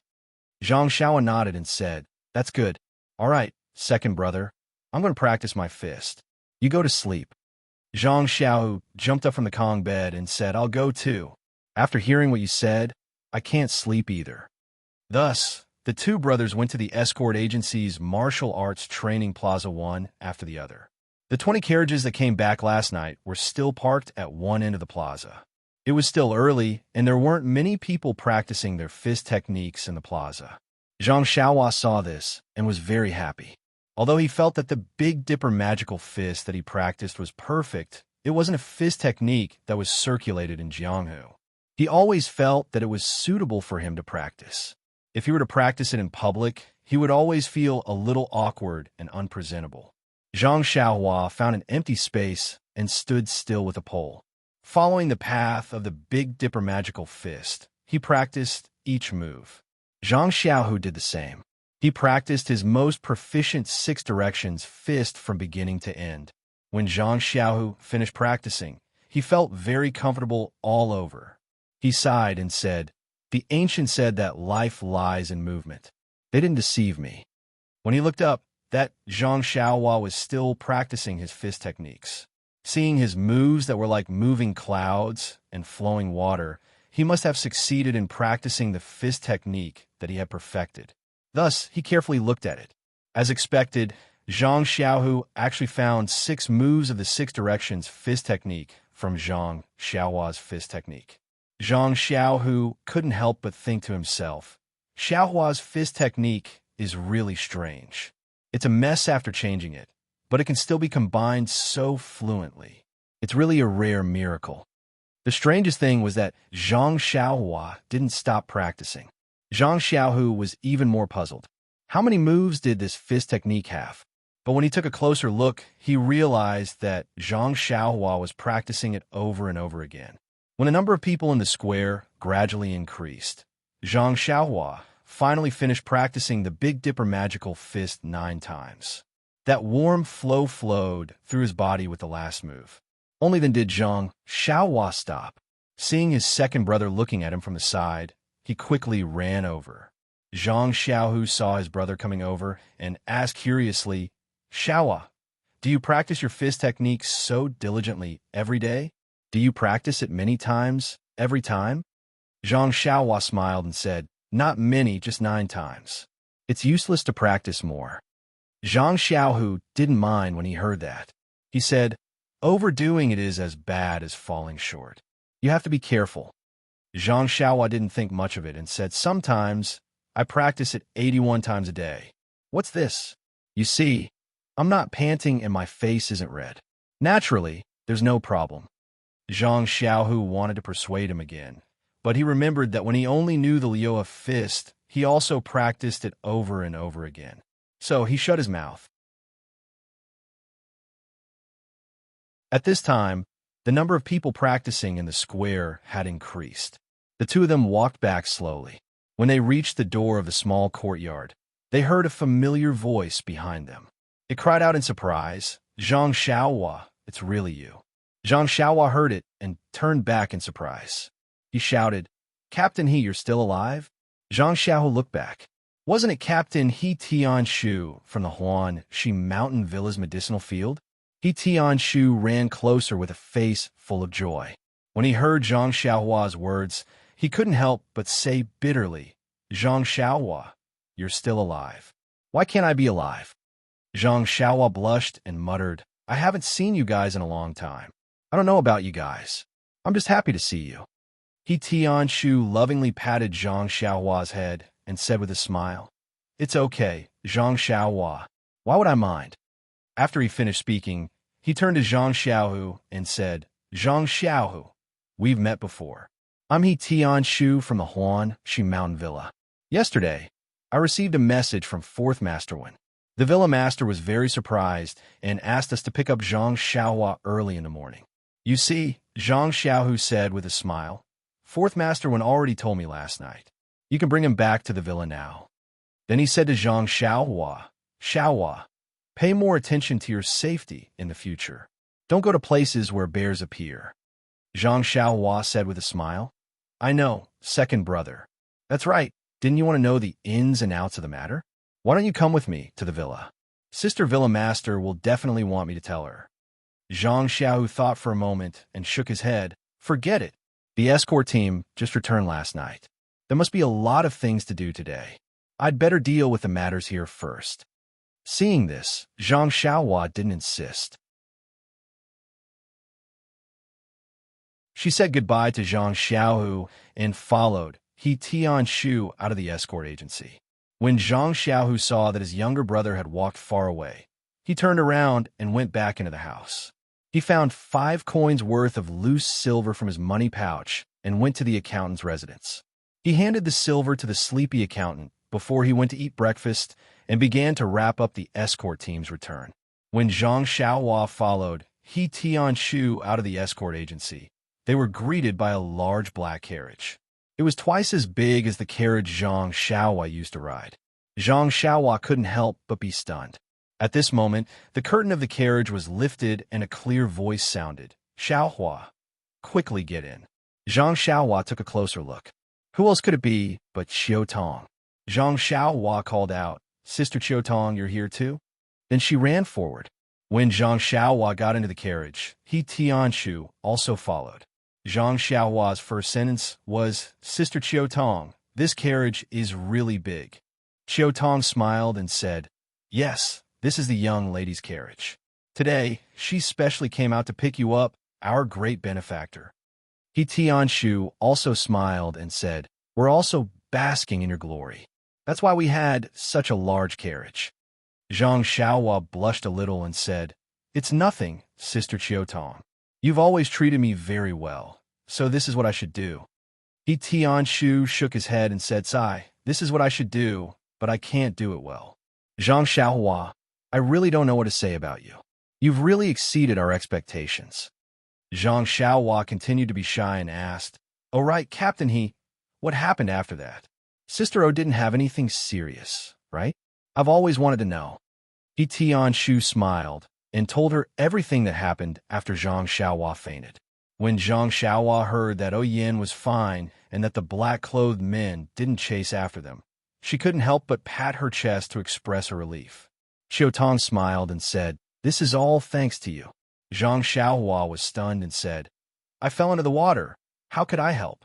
Xiaotong smiled and said, "You fell into the water, but the black-clothed men didn't know.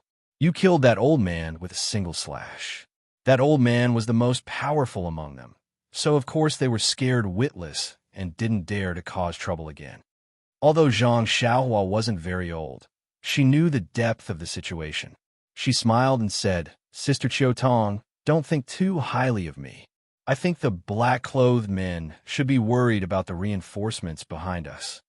He Tianshu interrupted and said, "Forget it. Anything we say now is just advice after the fact. Who knows what they're thinking? Anyway, we've already returned safely." Zhang Xiaohua seemed to have thought of something and asked, "Oh right, Captain He, do you know who the black-clothed men are?" He Tianshu frowned and said, "I'm not too sure. After we returned, these matters were handed over to the disciplinary hall of the sect. Who knows if they found them or not? I'm not too sure either." Zhang Xiaohua nodded and didn't say anything else. Actually, she had a vague feeling that since the black-clothed men dared to kill Yin, they must have a certain level of confidence. This confidence wasn't just a guarantee of success, but also a guarantee of destroying the corpse and destroying all evidence if they failed. Xiaotong was still worried about Zhang Xiaohua's injuries and couldn't help but ask. Zhang Xiaohua smiled and said, "At that time, I was knocked unconscious by that old man. It took me more than 10 days to wake up. Now my injuries are completely healed. Look, I was still practicing my boxing at the escort agency just now."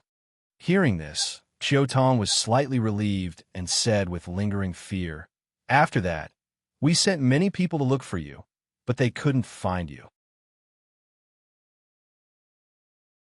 Who knew that you'd run to a small town along the coast? This is far from what we imagined. Miss kept wondering if you..." Zhang Xiaohua opened her mouth and was about to explain when he Tianshu waved his hand and said, "Let's not talk about it now. The Villa Lord will definitely ask about it later. You can talk about it in detail later so that you don't have to repeat it twice." Zhang Xiaohua smiled and said, "Captain He is right. Sister Xiaotong, you can listen to it later." The carriage drove steadily and quickly. It didn't take long for them to arrive at the side gate of Huanxi Mountain Villa. Now, the number of guards at the gate of Huanxi Mountain Villa was twice as many as before. They also checked carefully. Although it was the carriage of the manor lord, they still checked it before letting it in. The carriage entered the villa and stopped in the small courtyard where they went out last time. This place was very close to the inner courtyard.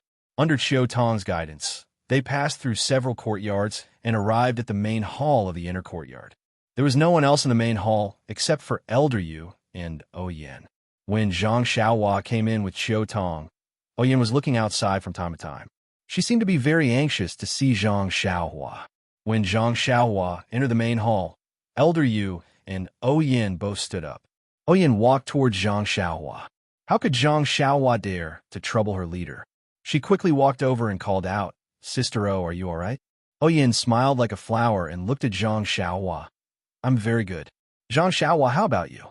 Let me see if your injuries have healed." After saying that, she took Zhang Xiaohua's hand and looked around. Zhang Xiaohua smiled and said, "I've healed a long time ago.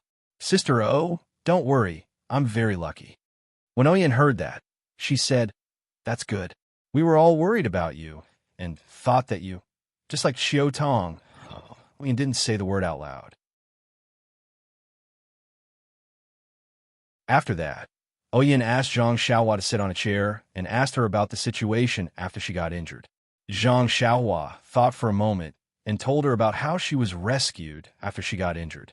After she recovered, she went out to look for a way home. She happened to meet the escort team of the Lotus Escort Agency and found her second brother.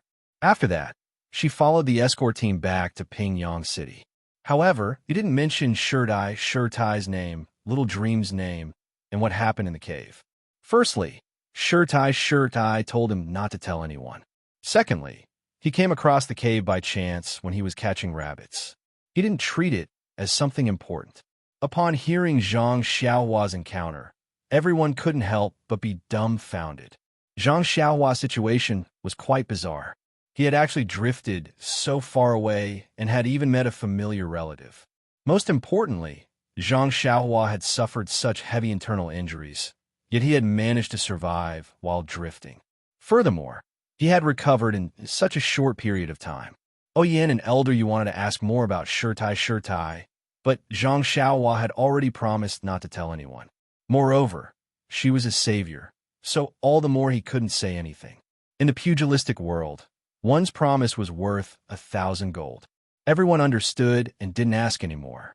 However, Elder Yu said, Zhang Xiaohua, can you let me see your sword? Please collect it. Thank you.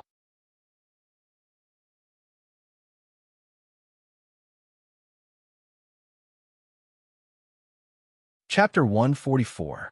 Zhang Xiaohua hesitated for a moment before taking out his beloved sword and handing it over to Elder Yu.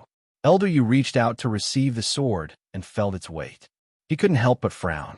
He carefully examined the ordinary sword, but couldn't find anything special about it. He even injected his internal energy into it in hopes of discovering something. Unfortunately, he didn't have Li Jian's sword aura ability, and the sword didn't have any reaction. It was as if the sword was just a toy other than its weight. Elder Yu shook his head and continued to look at it. He didn't return it to Zhang Xiaohua, hoping to discover something from it. Zhang Xiaohua looked at Elder Yu eagerly and couldn't help but ask, Elder Yu, don't tell me you don't want to return it to me? Elder Yu looked at Zhang Xiaohua and smiled. Yes, this toy is really not bad. It could even pierce through the black-clothed man's iron shirt. Of course I want to keep it for fun. Zhang Xiaohua shrugged and said helplessly, since Elder Yu likes it, I also want to give it to you. AI, it's a pity that when I was saved, I didn't have anything to thank him with. So, I gave this sword away. Now, even if I wanted to give it to you, I can't. Elder Yu glared at Zhang Xiaohua and said, Are you trying to fool? Who would want this thing? Don't play any tricks. I don't plan on taking it from you. At this moment, Oyen also walked forward and asked curiously, This is the thing that killed the black-clothed man? He Tianshu also walked forward and said, Yes, it's this sword. The wound should be the same as the one on the black-clothed man's throat. It was also given to me when I bought the steel sword. Oyen wanted to take it for a closer look, but Elder Yu said, Manor Lord, don't take it yourself. Although this sword looks like a toy, it's not light. I'll take it, and you can take a closer look. Oyen followed his advice and only frowned as she looked at the sword. She also didn't understand what it meant and said, Although my physique is limited and I can't practice martial arts, I've read a lot of books. However, I've never heard of any records of such a divine weapon. Elder Yu stretched out his hand and touched the tip of the small sword a few times. He was even more astonished as he said, This small sword clearly hasn't been sharpened. How did it pierce through the body? He Tianshu also said, Yes, when I saw the black-clothed man's wound, I also had the same thought. That sword was given to Zhang Xiaohua by me. I also remember that it wasn't sharpened. Elder Yu thought for a moment before turning to ask Zhang Xiaohua, Did you really use this small sword to kill the man in black? Zhang Xiaohua helplessly nodded again and gave an affirmative answer. Elder Yu threw the small sword at Zhang Xiaohua and said, How about this, Zhang Xiaohua? Stab me with the sword, just like how you stabbed the black-clothed man. When Zhang Xiaohua and the others heard this, they were shocked and said in unison, This is not appropriate. Yu Lao, Oyen said, Why are you so serious? It's enough to know that it was this small sword that did it. There's no need to see its power. Zhang Xiaohua also shook her head and said, Yu Lao, let's not talk about how the atmosphere is different now. I've already forgotten how I used the sword that day. Moreover, if I accidentally hurt you, I really can't bear the responsibility. He Tianshu also dissuaded. Yu Lao, this junior has to say something inappropriate. That black-clothed man's martial arts might not be as good as yours. but his iron shirt skill is indeed top-notch.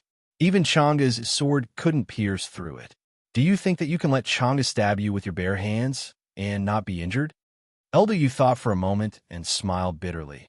I was the one who taught Zhang Xiaohua this sword move. I'm naturally happy that she succeeded in the rainy night. However, the power of this sword move was beyond my expectations. I really want to know the reason. Everyone still shook their heads. At this moment, Qiu Tong interrupted. How about this, Yulao? Let Zhang Xiaohua use the sword move as usual. However, how about letting her use half of her strength? I don't think it's a big deal. Aside from Zhang Xiaohua, everyone else showed an expression of agreement. In truth, when Zhang Xiaohua practiced this sword move, she never thought of using it on others. The angle of the sword move was tricky, and the appearance of the warm current wasn't something that she could control. As long as the speed was fixed, it would appear. Zhang Xiaohua had experienced the power of the move, and she estimated that Yu Lao might not be able to withstand it. However, if she really said that, she would definitely offend Yu Lao. She had only practiced for a few months, so how could she be so arrogant? There was also another problem. If it was as Qiu Tong said, why did she only use half of her strength? Her left hand was already used to the speed of the sword move. As long as the speed was right, even if she used half of her strength, the warm current would still appear. The small sword's power wouldn't decrease, and she wasn't willing to take this risk. Zhang Xiaohua was about to shake her head in objection when her eyes suddenly lit up as she thought of an idea. She smiled and said, All right, then we'll do as Qiu Tong says. I'll use half of my strength. How about you try this move of mine? But let's make it clear that this is the only move. If it doesn't work, then the other moves will be ordinary. Elder Yu smiled. All right, let's try this move. With that, Elder Yu walked out first with everyone following behind him. Only Zhang Xiaohua walked to the back with a bitter expression. There was a wide path in the middle of the courtyard. Elder Yu and Zhang Xiaohua stood opposite each other, and Zhang Xiaohua asked, Elder Yu, are you ready? I'll start now. Elder Yu smiled. All right, go ahead. I'll receive it here. Zhang Xiaohua still wasn't reassured and asked again, Elder Yu, are you really not going to reconsider? Elder Yu scolded with a smile. Stinking brat, go ahead.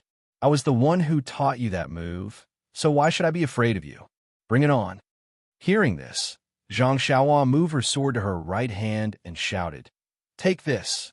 She held the small sword in her right hand and executed the same move she used to assassinate the black-clothed old man. The small sword was like a shooting star as it pierced towards Elder Yu's throat from a mysterious angle. To be honest, this sword technique was very powerful. He Tianshu, who was watching from the side, was a little surprised. He had never seen Zhang Xiaohua practice swordsmanship before, but today he saw that Zhang Xiaohua's swordsmanship was really skillful. The angle and strength of the sword technique were impeccable.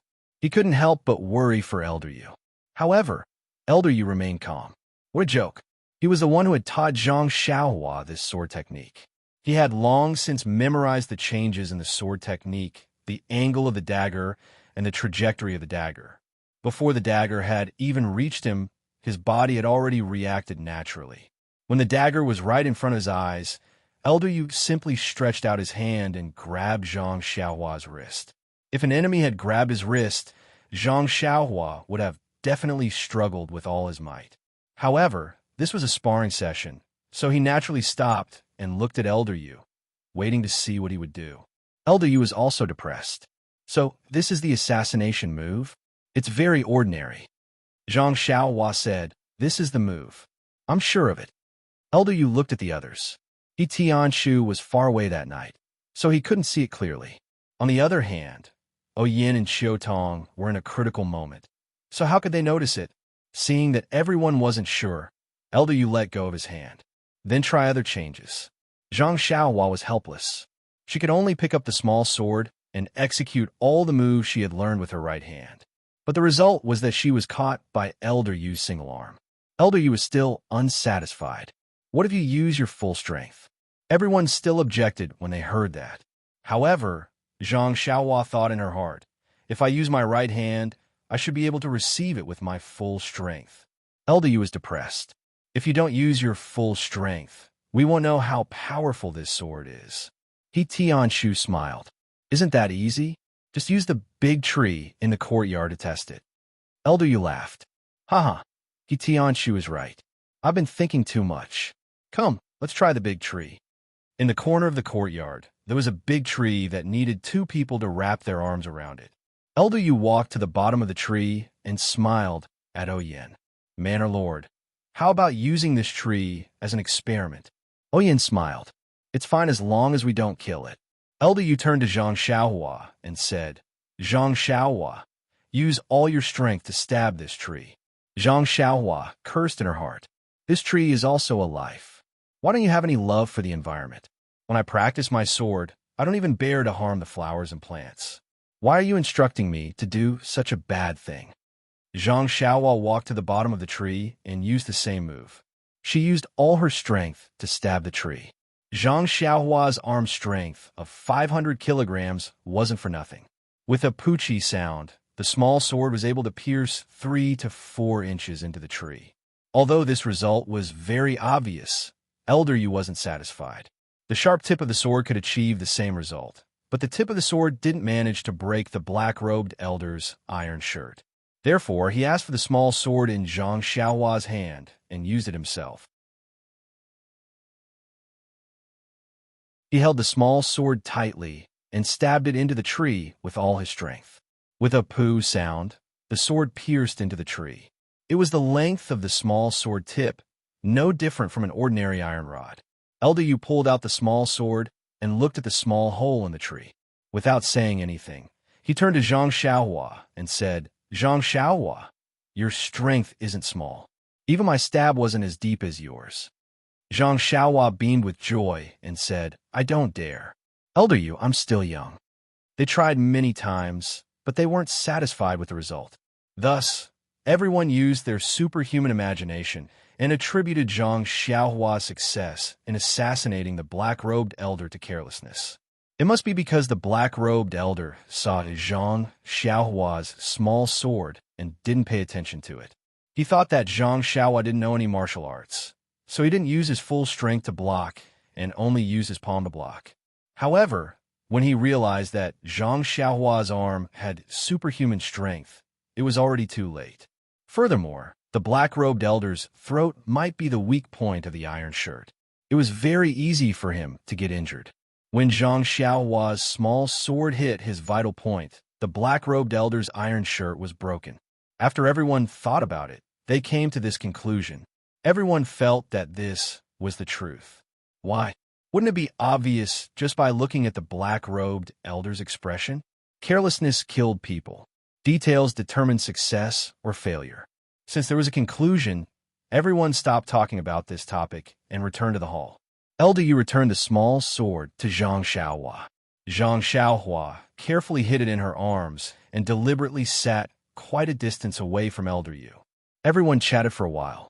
Zhang Xiaohua suddenly thought of something and asked Oyen, Sister O, let me ask you a question.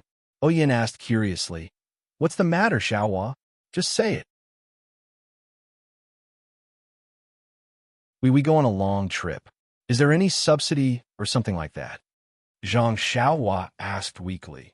Or after I get injured and leave you guys, is there any subsidy for my daily food and lodging?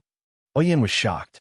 She looked at Qiu Tong and said, Xiaohua, what do you mean by this? Can't you be a little clearer? Zhang Xiaohua blushed and told her about how escort leader Luo of the Lotus Flower Escort Agency asked Zhang Xiaohu for her living expenses. Oyen's face turned white with anger. Just as she was about to speak, Qiu Tong spoke first.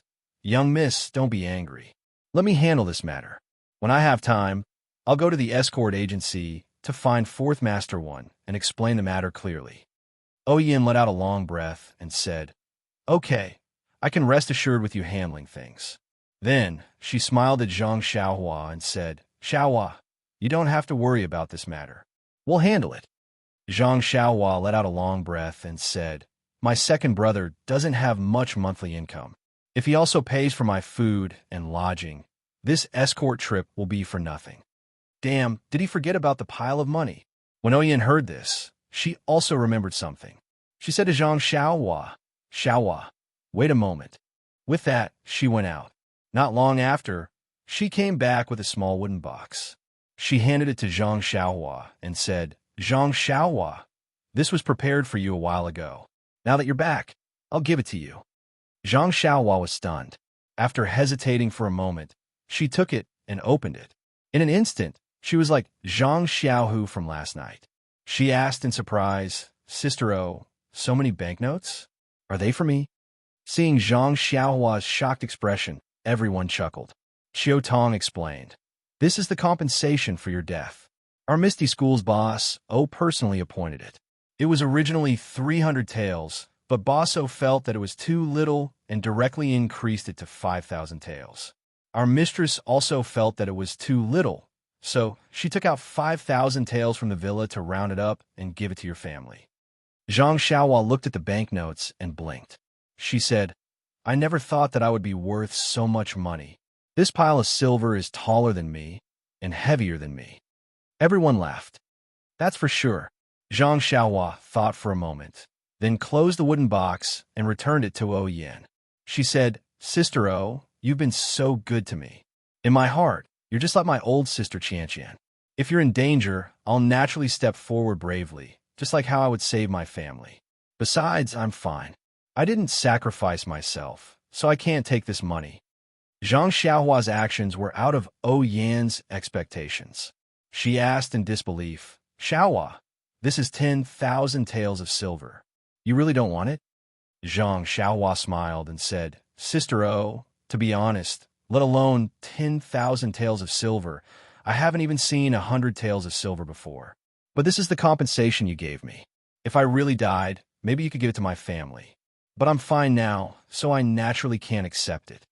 Oyin thought for a moment and said, How about this? No matter what, you saved my life. To be honest, your Sister O's life is very precious, far more valuable than this money. How about this banknote be my gift to you? Zhang Xiaohua still refused. She said, Sister O, didn't I just say that I saved you like how I saved my family? Do you think my family will give me money? One wanted to give, the other didn't want to accept. After pushing back and forth for a long time, Zhang Xiaohua had no choice but to open the small wooden box and said, Sister O, how about this? I accept your kindness. After saying that, she took out a banknote of 100 taels of silver from the wooden box and put it in her arms. She then said, The weight of this 100 taels of silver in my heart is the same as the weight of 10,000 taels of silver in Sister O's heart. If I accept this 100 taels of silver, it means that I've accepted the 10,000 taels of silver in Sister O's heart. What do you think? When Oyin heard this, her eyes lit up. She pursed her lips and said with a smile, Xiaohua, you really have a lot of ideas. All right, since that's the case, I won't force you anymore. But you have to remember that you just said that you treat me as your family. Then I will also treat you as my family in the future. I hope that you will really treat me as your sister in the future. When Zhang Xiaohua heard this, she was very happy and said, Sister O, I really can't ask for more than to have you as my manor lord. When Oyin heard this, she rolled her eyes and said with a smile, It's good that you know. I won't treat you unfairly in the future. Then she said to Xiao Tong, When you go back, tell the manor's accountant that Xiaohua's monthly allowance is... Oyin thought for a while, but didn't say a specific number. Xiao Tong knew that Oyin didn't know the monthly allowance given by the manor, so she said with a smile, Miss, you don't have to worry about this. Since Xiaohua is in our manor, he won't be short of money in the future. I think we should give him 3 taels of silver a month first. Anyway, his food and clothes are all in the manor, and it's only pocket money for himself. Even if he gives it to his family, it's enough. When Zhang Xiaohua heard that her monthly allowance would be increased by 10 times, she was naturally happy and couldn't close her mouth. When Oyin saw that Zhang Xiaohua was happy, she didn't have any objections and expressed her agreement. Then she said to Zhang Xiaohua, Xiaohua, what do you want to do in the manor in the future? Let Xiao Tong arrange it for you.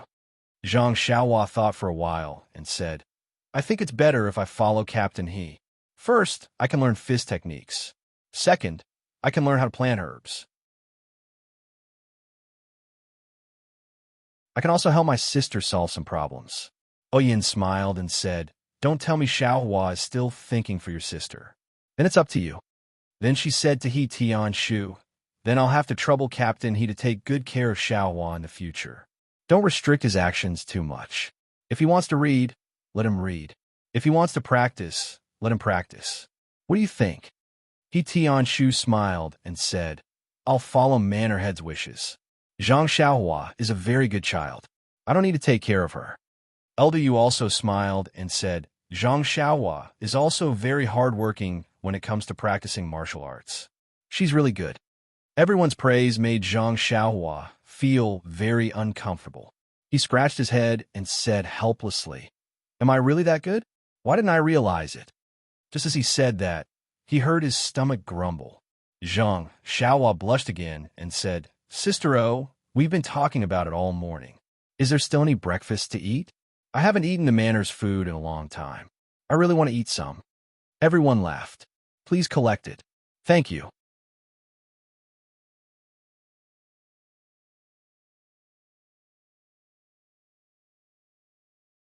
Chapter 145.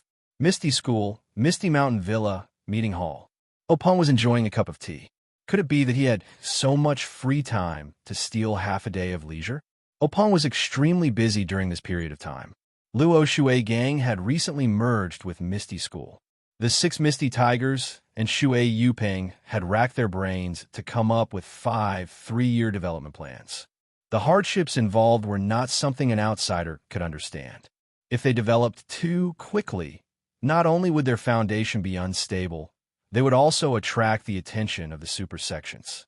If they found any clues, the losses would outweigh the gains. If they remained stagnant, not only would they let down the brothers who had sacrificed their lives for the merger of the 2 sects, they would also disappoint the hearts of the Luo Shui gang brothers. If the hearts of the people were scattered, it would be difficult to lead a team. Openg knew this very well. Naturally, Shui Yuping would not agree to this. Therefore, Openg had been signed to the heavens for a period of time. Whether it was Luo Shui gang's 3-year development plans or Misty School's revised 5-year plan, the core idea was to raise the status of the gang in Jianghu and increase the influence of the gang in Jianghu. It was to become an important force in Jianghu. The realization of these goals depended on the expansion of Misty School and Luo Shui gang's influence and proper management. The expansion of influence meant that the martial arts of the disciples would be greatly improved. When it came to the improvement of martial arts, the herbs in the forest was definitely the most direct shortcut for Misty School. It was the most heaven-defying dream. Therefore, Openg had even greater expectations for the herbs in the forest this year. After meticulous planning by the upper echelons of Ethereal Sect, they had sent out countless disciples during the new year, including Lu Yiming, who was in charge of retrieving the herbs from the forest. After sending out all the disciples, Openg could only wait anxiously. This time was different from the first time. Back then, he did not place much importance on this matter. He was happy if there was something, but if there was nothing, it did not matter. He did not hold much hope for it. However, this time, it was related to the development of Ethereal Sect. Openg could not help but worry. But Openg, who had rich experience in fighting in Jianghu, knew that no matter how secretive his whereabouts were, there would be many sects in Jianghu that would pay attention to him, including some super sections. Even if he was able to successfully obtain the herbs in the secret plane, the secret of the secret plane would be known by many sects in Jianghu. The things inside were not something that the 4 sects could share. In comparison, the gains did not make up for the losses. It was better to let the disciples of the sects take care of it. And the price of such a low profile was Openg's daily anxiety and expectation. Waiting for the news of Lu Yiming's success, this kind of psychological pressure could not be shared by others. It was extremely heavy. A month ago, in the middle of the night, Lu Yiming came back alone in a carriage. When Openg received the news, he was so excited that he almost used ethereal steps to welcome him. Thinking about it now, he was somewhat self-deprecating. He had long passed the age of impulsiveness, but under such great temptation, it was inevitable that he would lose his composure. His own excitement and loss of composure, and Shui Yuping's puzzlement and blankness, was such a sharp contrast. Openg was touched again. The ignorant were fearless. The ancients did not lie. Lu Yueming's efforts were not in vain. The group of people from the pharmacy hall were not given in vain. Just a few days ago, the pills that could increase one's cultivation were finally refined. This was a considerable amount of pills. If nothing went wrong, it would definitely be able to create a large number of core elite disciples. The strength of the ethereal sect would once again rise to another level. However, Openg immediately thought of another problem. Shui Yuping and the other disciples of the Luo Shui gang. Should he give them a share? If he gave them the pills, there was no guarantee that they would not leak the news. If they did not take the pills, then there would be hidden dangers in the two-legged policy of the Misty School. Whether or not to take the pills was really a problem, and it needed to be carefully considered. Fortunately, everything had been prepared. They didn't even need to rely on the east wind. They only needed to make a decision. When all the senior and junior brothers were gathered, they could discuss it. It was no big deal. These two matters were official matters of the gang. As the highest decision-maker of the Misty School, Openg naturally had the obligation to worry about it. And as an elder brother, he was most worried about his own sister. What happened some time ago was the most worrying thing for him. Oyen was attacked on a rainy night, and until now, there was no clue. All the clues were cut off at a certain point, and the disciples of the law enforcement hall were helpless. This made Openg very angry. Although the Misty School could not be said to be one of the biggest gangs in Jianghu, it was still one of the most famous schools. Being bullied like this, and not being able to fight back, made him sullen. Fortunately, the incident of Oyen being attacked was very tightly controlled, and the people of Jianghu did not know about it. Otherwise, the Misty School would lose a lot of face. Openg had always paid attention to her safety. Fortunately, Oyen was a lucky person and escaped. Although her body was injured, her life was not in danger. However, when he thought of his sister's willfulness, Openg shook his head. Not to mention the matter of going to the south, he had persuaded her to bring more people, but she said that she had no value in Jianghu, and that it was fine as long as she left secretly. No one would care. In the end, such a big incident happened. Moreover, although the youth called Zhang something had sacrificed himself to save Oyen, the Misty School's pension was only 300 taels of silver. If his sister felt that it was too little, then fine, he would increase it to 5,000 taels. This was unprecedented.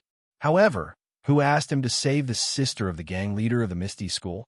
If anyone complained, he would also come to save them. However, when he sent the pension to her brother in the Lotus Escort Agency, Oyen actually doubled it. It was an unprecedented 10,000 taels of silver. With this as an example, how could he pay the pension in the future? Openg shook his head with a wry smile. This sister of his was a sentimental person who cared about others the most. But then again, in this world, who had he and his sister owed? If this 10,000 taels of silver were to replace Oyen's life, what could he say? It was not a lot at all. Even if he used the whole Jianghu to exchange for his sister, it would not be enough. Thinking of this, Openg could not help but shake his head. He lowered his head to drink tea and smiled.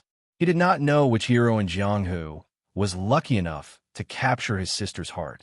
Oyen was not young anymore. As her brother, he should be more concerned about her.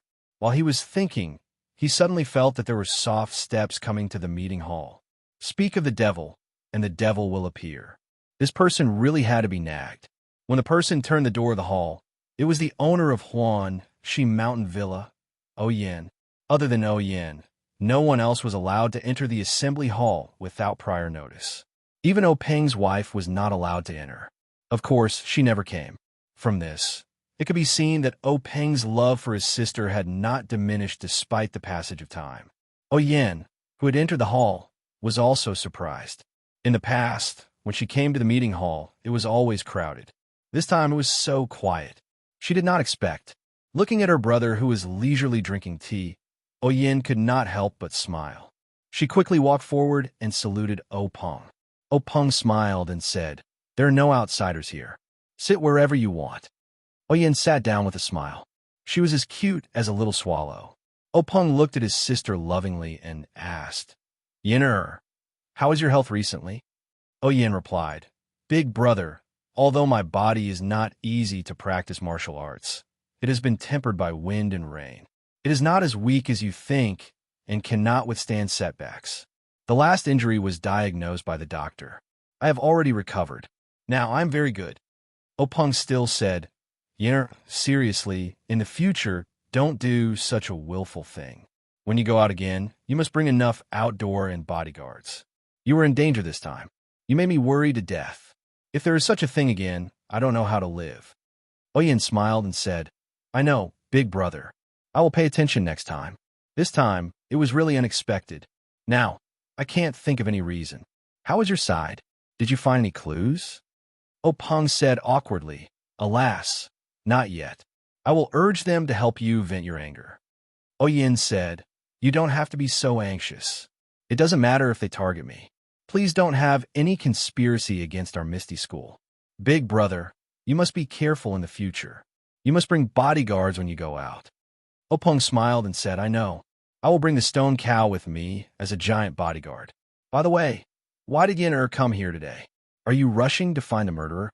Oyin said, "No, big brother. I will leave the matter of finding the murderer to you. I will not bother about it anymore. Today, I came to discuss something with you." Openg asked curiously, "What is it?" "There is still a need to discuss." Oyin said, "Big brother, do you still remember the boy who saved me?" Openg said, "I remember. I think his name was Zhang something. Speaking of this, I have to say a few words. You can't be so willful in the future. Our Misty School has a written rule.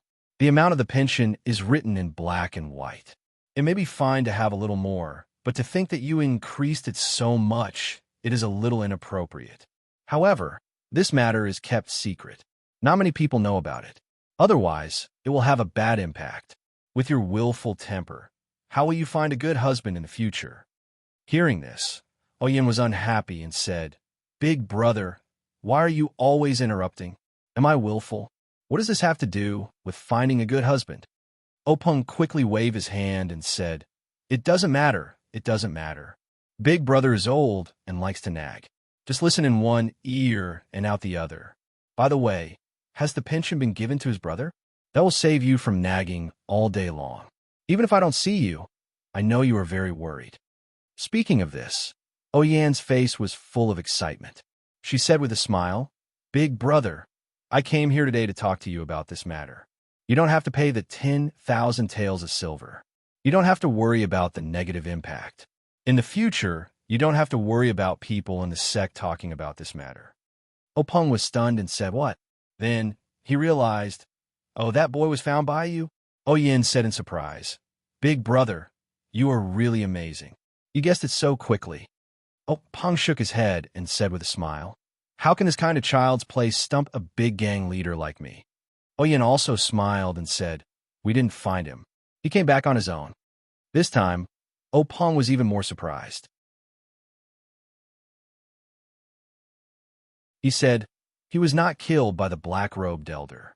At the very least, he should be seriously injured. Since he can come back on his own, his injuries must have healed." Oyin was also surprised and asked, "Big brother, how do you know that his injuries have healed?" Openg said with a smile, "This is very normal. If his injuries are not good, how can he travel thousands of miles to come back to Pingyang City?" Oyin thought for a while and nodded slightly to show that it made sense. Then, Oyin told Openg everything that Zhang Xiaohua told her in full detail. Openg was also stunned when he heard it. This kind of thing was really rare.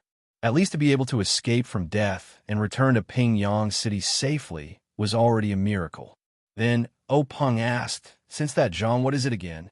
Oyin said, "Called Zhang Xiaohua." Openg said with a smile, "Huh, Zhang Xiaohua. This name is interesting. It seems to be a girl's name. All right, since this Zhang Xiaohua is back, you definitely won't take back the 10,000 taels of silver. Just give it to him. Why did you say that you don't need it? Oyin said, Big Brother's guess is right. But you guessed the beginning and not the end. Zhang Xiaohua rejected the 10,000 taels of silver. Under my insistence, he only took 100 taels of silver. He also said, the weight of this 100 taels of silver in my heart is the same as the weight of 10,000 taels of silver in Sistero's heart. If I accept this 100 taels of silver, it means that I have accepted the 10,000 taels of silver in Sistero's heart. Big Brother, don't you think this young man is very interesting? Openg touched his chin with his hand and said thoughtfully, Yes, this Zhang Xiaohua is very interesting. Then what do you mean by coming here today? Oyin said, It's like this, Big Brother. In fact, on the way to the south last time, I saw Zhang Xiaohua practicing boxing very hard. Although his aptitude is very ordinary, his hard-working spirit is really comparable to yours when you were young. So, I promised him that when I came back from the south, I would ask you to let He Tianshu of the Pharmacy Hall teach him some of the internal strength mental cultivation methods of our Misty School. Openg listened and nodded slightly. It's not impossible for you to think so. Anyway, even you said that his aptitude is ordinary. Let He Tianshu teach him some internal strength mental cultivation methods. It must be enough for him to learn for a lifetime. Yin continued, but he refused the 10,000 taels of silver, which made me feel very sorry. Thinking about it, he didn't hesitate to block that fatal blow for me. If it wasn't for him, how could I safely return to the Huan Shi Mountain Manor? I must repay this life-saving grace. Since he doesn't want the silver, I think, how about this, Big Brother?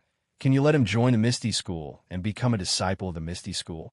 This way, he can practice martial arts, which is Zhang Xiaohua's lifelong wish. Openg listened and laughed. I thought it was something important that was worth us siblings to discuss. The matter of entering the Misty School as a disciple, although the standard is very high, this Zhang Xiaohua is definitely not qualified. But, since he has asked, how can I, as a Big Brother, not agree? Not to mention one, even if it's 10, so what? This is just a small matter. Why is there a need to discuss it? Sigh, it's really infuriating to compare oneself to others. Zhang Xiaohua came out from the Guizhuang house and went through untold hardships just to enter the Misty School as a disciple and practice martial arts. But he couldn't fulfill his wish. Later on, even when he joined the Lotus Escort Agency, they still didn't accept him. Becoming a disciple of the Misty School? In his heart, he had long given up on this idea. But now, with just one sentence from Yin, Openg agreed. He didn't consider Zhang Xiaohua's condition at all, regardless of how old he was or what his aptitude was. He just nodded lightly and fulfilled the wish that Zhang Xiaohua yearned for day and night. And this was just a small matter. This really couldn't be said. Relationships were the absolute truth. When Yin heard, she was overjoyed and said, Then I'll have to trouble Big Brother. Actually, I know that the Misty School's disciples that Big Brother recruited are all people with outstanding aptitudes. This Zhang Xiaohua, compared to them, is like the difference between heaven and earth. This is really making things difficult for Big Brother. Openg flicked his sleeve and said, Why are you being so polite with Big Brother? Although aptitude is important, hard work is also necessary. Even if Zhang Xiaohua is useless, it doesn't matter if the Misty School has one more disciple or not. Why don't you let He Tianshu be his master and teach martial arts in your Huan Shi Mountain Villa? What do you think? Yin clapped her hands and said, Very good. Zhang Xiaohua's aptitude for martial arts is average. No, it should be said that it's very poor. I heard from He Tianshu that he practiced fist techniques for a long time, but he can't even practice a complete set. However, he is very knowledgeable about medicinal herbs and other knowledge. He has thoroughly read some of the books that I gave him. Perhaps he could be of help to me in the future. Openg said, Then let's do it this way. Tomorrow, you bring He Tianshu and Zhang Xiaohua to the conference hall and deal with this matter, so that you don't keep thinking about it. Also, the problem of medicinal herbs should be solved slowly. The elders of the pharmacy hall are helpless. You don't have to worry too much about it. Don't let it affect your health. Oyin said, I know, big brother. It's because they can't solve it that I want to take over. Although there are ready-made herbs in the secret plane, it's not as convenient as planting them ourselves. We can only go to the secret plane once a year. The demand for medicinal herbs is far from meeting the needs of our sect. If we do as Big Brother thinks and carry forward the Misty School, we can't not solve this problem. Opong sighed and said, I know you won't give up, but it must be on the premise of health. Oyin smiled and said, I know, Big Brother. Don't nag anymore. The brother and sister chatted for a while, and Oyin said goodbye and returned to the Huanxi Mountain Villa. You're tuning in to the Romance Rendezvous YouTube channel. We're so grateful for your support, and don't forget to subscribe to join us on this incredible journey through captivating stories. Your generosity through donations truly makes a world of difference, as it's the primary source of revenue that allows me to expand and enhance this channel for you. Thank you from the bottom of my heart for being a part of this adventure.